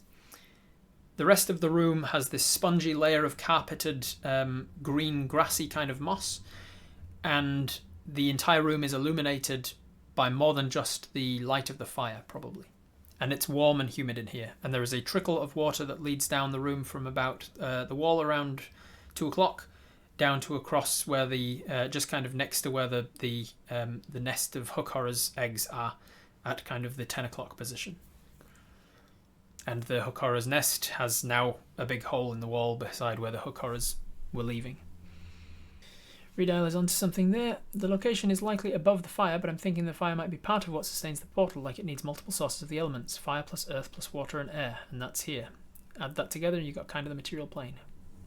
Can Spear sense anything, since he seemed to sense our arrival? Spear didn't sense your arrival. Spear came across you and then followed you. But he has. They have sensed earthquakes and things arriving. You ask Spear, do you sense anything? And Spear says, there is definitely something unusual about this fireplace. I'm not used to seeing fire this close, and is now like investigating the fire itself. Is just fascinated with the way that it moves and the way that it flickers. Spear doesn't see like pure elements other than rock very often. This is fire, yes? This is fire, yes.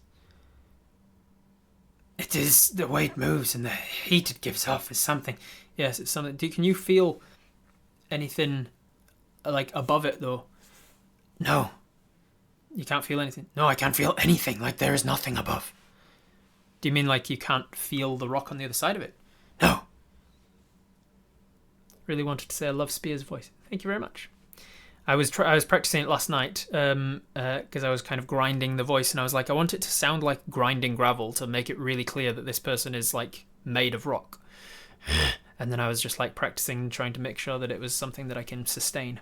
I also didn't want it to sound too deep because I don't want to make the assumption that Spear is male, even though I keep defaulting to male pronouns, and that's a problem that I have, unfortunately. Spear is agendered, being that they are made of rock. They are a rock person, and so I wanted it to kind of be this gravelly but a little bit higher kind of pitch. But at the same time, I also just didn't want it to devolve too much into Lucifreak. So we need to get up there without disturbing the fire. We could try using our magic rope to climb the side of it. Could try. We used the tech portal to figure out how to open the Feywild portal. You did. You did indeed. Can Seed and Spear earthglide through the flue, or is it worked stone? It is worked stone. They could try and earthglide through it. Seed shifts back into the earth elemental and goes up to the stone and tries to earthglide through it, but it is worked stone. Spear's going to love camping. Imagine if they can have s'mores. Yeah. Maybe it's not an earth that Spear can sense. Yes, maybe. Sounds distinct enough from Lucifreak. Good. Lucifreak was down here. No, that was Wither. Lucifreak was down here.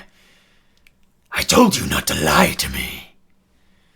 A deeper larynx has that growl kind of instant.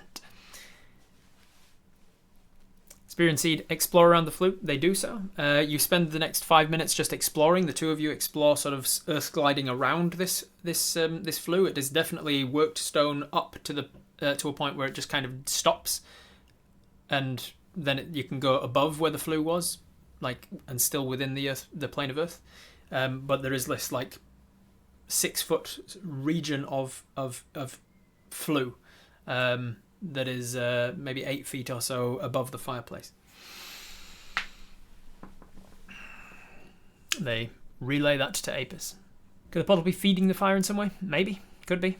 Seed, do you have any idea how to get home? Any at all? Seed has no idea. Seed hasn't travelled the plains. You're the Horizon Walker here. What is burning? It seems to be wood. There seems to be a wood fire, like a firewood fire, as if it has been tended to, but it has not been tended to in a long time, it seems. Any openings higher up on the chimney? Nope. Could you maybe make a small hole enough for me to see into the area?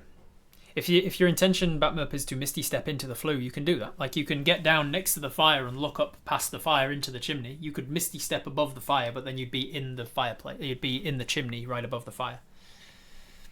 If we touch it, is it actually hot? You reach out your hand and you can feel the heat from it. Seems to be real fire. It seems to be hot. You brave yourself and think like, leap of faith. You reach out and touch the fire, and you take a point of damage. It does seem to burn. Oh yeah, that burns. Touching the fire is hot. Can Seed just tank the damage and move the burning log out of the fireplace? You can indeed, yeah. Seed turns to Apis and says, Seed, just take fire out of fireplace. And Ep says, we don't necessarily want the fire out of the fireplace. No seed, bad seed. No, we don't necessarily want the fire out of the fireplace though. What we've learned about portals is that they have what's known as portal parameters, and if you have certain parameters in place for a portal, the portal will open. I have an impression that the water here, the fire here, the earth here, and the air around us is enough to make this portal open. And putting out the fire or moving the fire might extinguish those parameters, and so the portal to the material plane might close. Can we not make a change until we know exactly where the portal is? Can we triangulate its exact place? The best way to do that right now is to try and use TomTom again. Not knowing how many times you can use them in a day, you can just try. Or have a short rest and then do the detect portal ability. Refresh my memory, was there anything in the plane books that talk about the material plane? Not really, no. If we rest, seed can be fire and not earth.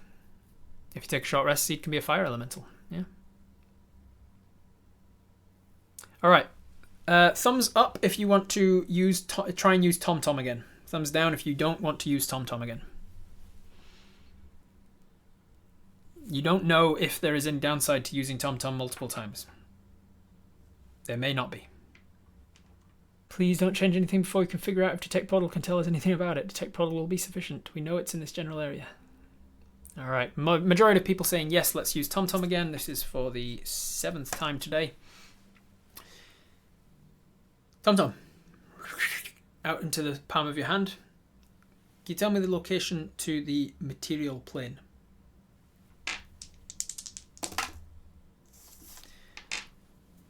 Runs up to the corner of your finger, right next to the flue. You go right up to the flue, right above the hearth, right above the fireplace, and it is right there. It is pointing to a location about 6 feet above the tip of the flames. You move around the portal left and right. It is pointing into the flue about 6 feet above the flat fire, and you go right down to the fire. You kind of put your hand near the fire to the point where you're feeling like, oh, maybe you've taken another point of damage. By this point, 10 minutes have passed and you've regained a point of damage that you lose from getting too close to the fire. TomTom is definitely pointing up the chimney. I think we just need to climb the chimney. We can use our magic rope to climb outside and then let Seed or Spear use their abilities to carefully make a hole in the side so we can climb up to where the portal probably is. What is the range of Detect Portal, and is it plane specific? Just where is a portal?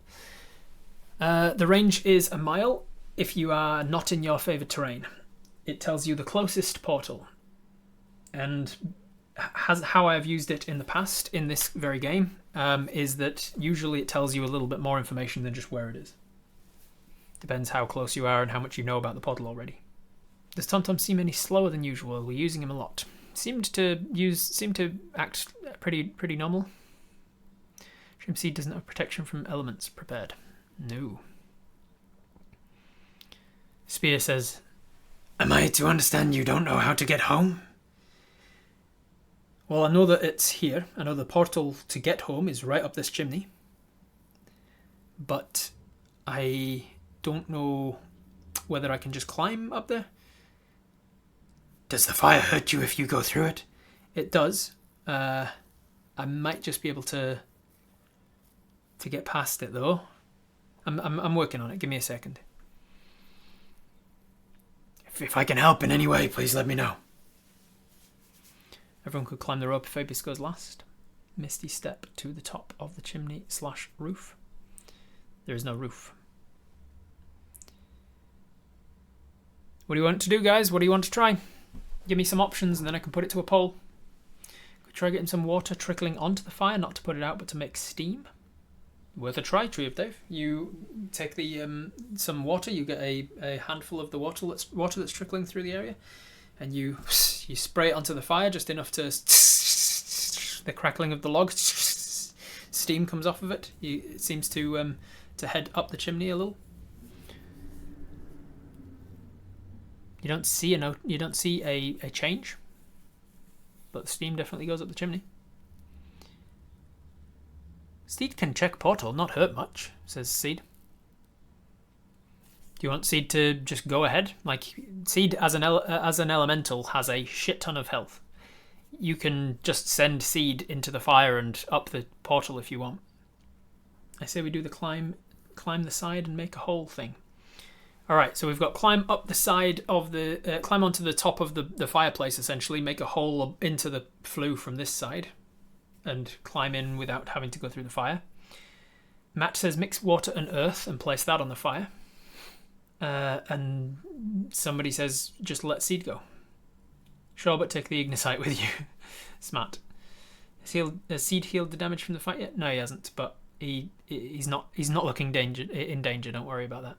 This portal's gonna be one way, Seed. If we wouldn't know if it's safe on the other side if you just go through by yourself. Alright, so what are we going to... What is the top of the chimney not open? The top of the chimney, like you are in a room. There is a fireplace in this room. There is a chimney that goes up outside, like, so the top of the chimney might be open, but you can't see inside of the chimney because there's a fire in the fireplace. The people who earth glided into the walls went around it and confirmed, yes, there is a worked stone pillar that is the chimney. They went up as far as that went, which went about 8 feet, and then just stopped, and they couldn't look into it at all. There was no top of the chimney. It just seemed to disappear, probably to another plane of existence. This is driving me crazy. Is the flue open? It's open at this side where you can see into it from the fire side of it. I want to try all the things. First by combining the elements together. Alright, so let's put this to a poll. Poll. What to try first? We can try all of these things necessarily, but which one to try first? You want to try put mud on the fire? You want to try send Seed through with Ignesite in tow? You want to make a hole into the flue and try and go into the fire without into the flue without touching the fire? Oh, Misty Step should have been the other option, shouldn't it? Like, look up the chimney and Misty Step into the chimney. Ask for a fire sentinel to open the portal. Hey, you could do that, Joe Babe. It costs you nothing. So you walk over to the fire and you say, excuse me, fire sentinel. Can you open the thing, please? Nothing happens. The fire sentinel has no sway here, it seems. Or either that or you didn't do a good enough job of speaking to them. Good try though. Interesting note, the portal sentinels were from ancient elves and this fireplace room was from ancient dwarves. Indeed. Alright, so this is a preferential voting system and none of the options got above 50%, so we're going to drop off make a hole into the flue, which was the lowest of the options. Even if all 5 of the people who voted for that voted for send Seed with the Ignicite, it still wouldn't beat out make mud on the fire, so we're going to drop off both other and make a hole into the flue, and we're going to go down to the last options, which was make mud, put it on the fire, or send Seed through. Alright, with 65% of the vote, make mud for the fire. You take a little handful of dirt, you say to Spear, I think this might help, let's see. Take some mud, you go to the water, take some dirt, take some water. You go to the fire, you hold mud in one, the dirt in one hand and the water in the other. You kind of push it together and then throw it onto the fire. It extinguishes a little bit of the fire here and there, and then the fire just very quickly kind of glows back up again as it heats up the mud, and suddenly the heat is back and no longer putting out the flame. As it does, I'll have you make a perception check. 12. 12 plus your perception of 5 is a 17. With a 17, you swear you can now hear things above the chimney, like through the flue. Like you can hear like forest sounds, maybe you can hear, maybe was that a tweet of a bird? You're not 100% sure whether that was a bird or not, but you're pretty sure you can hear something up the chimney. Maybe it's because of what you just did, or maybe it was open already. I'm gonna end up putting this fire out and getting stuck here. Blow on the fire. As you do, you blow on the fire. There's definitely air around the fire. You blow on it. If you have opened the fire with 4 elements, you have definitively put 4 elements in one spot right here, and if that's enough to open the portal, it is enough. It is done. Call out for Julius. Julius! You shout up. Julius! You shout and you wait. No response. The rope. All right. You get your magic rope of Magic rope of healing. All right, we've got tank the damage and bucket. We've got poke seed up there. We've got poke the rope up there, and we've still got like rest and try detect portal. Wet the rope first if we use it. Very clever, Batmerp. I was about to burn up your magic rope. You're about to put your magic rope up the chimney, and you think actually, and you walk over to the stream. You wet the rope, you get it really sodden, you like wring it out in the water and then let it go back so it's like fully like wetting itself all the way through to the fibers. You bring it back. I stole that idea. There you go then. Whoever said it first, well done. You grab the end of this wet rope and you say climb. You give the elven command to climb, and it starts to climb up the fire. You hear it starting to sizzle. The rope is definitely steaming and sizzling. The fire is hot and it is burning the rope as it goes, but it's drenched, so it's not going to just straight up burn. Plus the rope is a rope of mending, so over time it does recover. As long as it's not completely destroyed, it does recover 1 hit point per few minutes or something, I can't remember. But it does mend itself over time, so surely the water combined with this mending feature will keep it from burning up. The rope climbs up. You keep feeding it in further and further. You're getting towards the end of you're getting towards the middle of the 60 foot of rope that you have, and it hasn't touched or hit anything. It's just disappearing upwards. Do you keep going?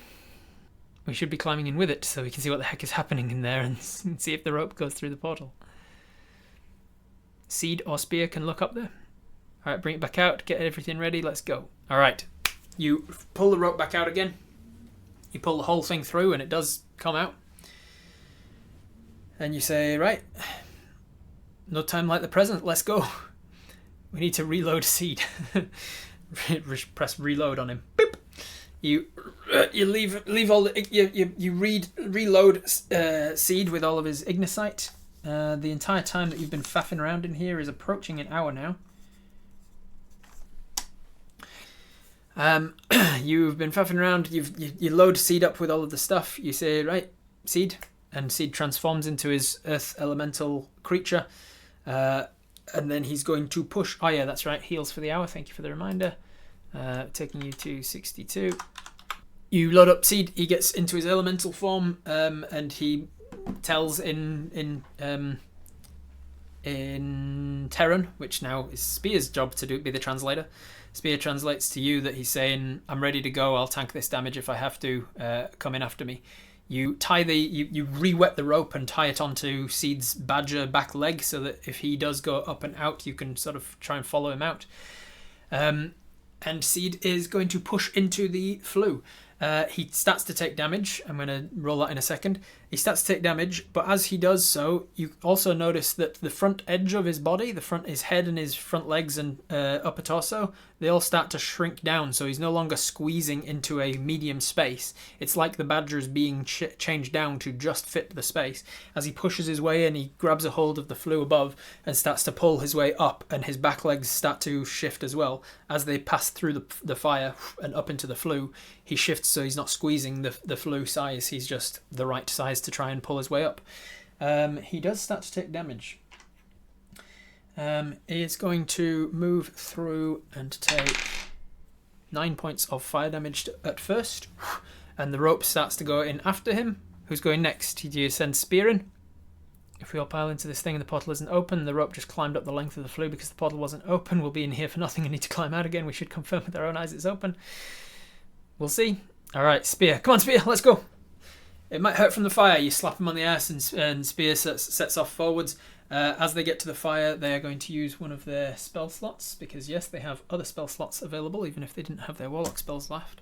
They cast their spells to absorb elements. As they touch the fire, you see one of the bangles on their wrist.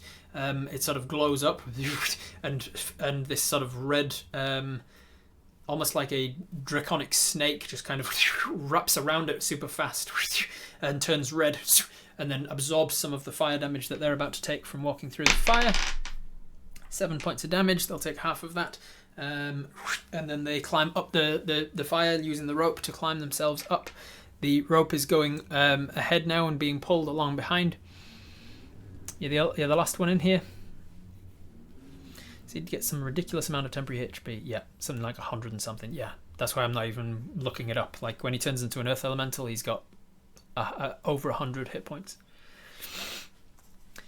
Stay right on their butt to keep an eye on Spear. All right, so you stay right behind Spear. You push yourself into the fire. It does hurt. Only 2 points apparently, thankfully for you. You get 2 points of fire damage as you push into the fire, and you start to climb this flue. You are standing in fire and pushing your way up. It is hurting. By the time you see Spear, who's above you, pushing up the wall, thankfully they can earth glide, so they're like putting their hands against this. It's worked stone though, so they're having a trouble with it. But they're able to still like manipulate it and push themselves up this flue, and they're pushing their way up and using the rope as well to help. By the time they get out of your way and you're able to climb the flue, you take another 9 points of damage from the fire.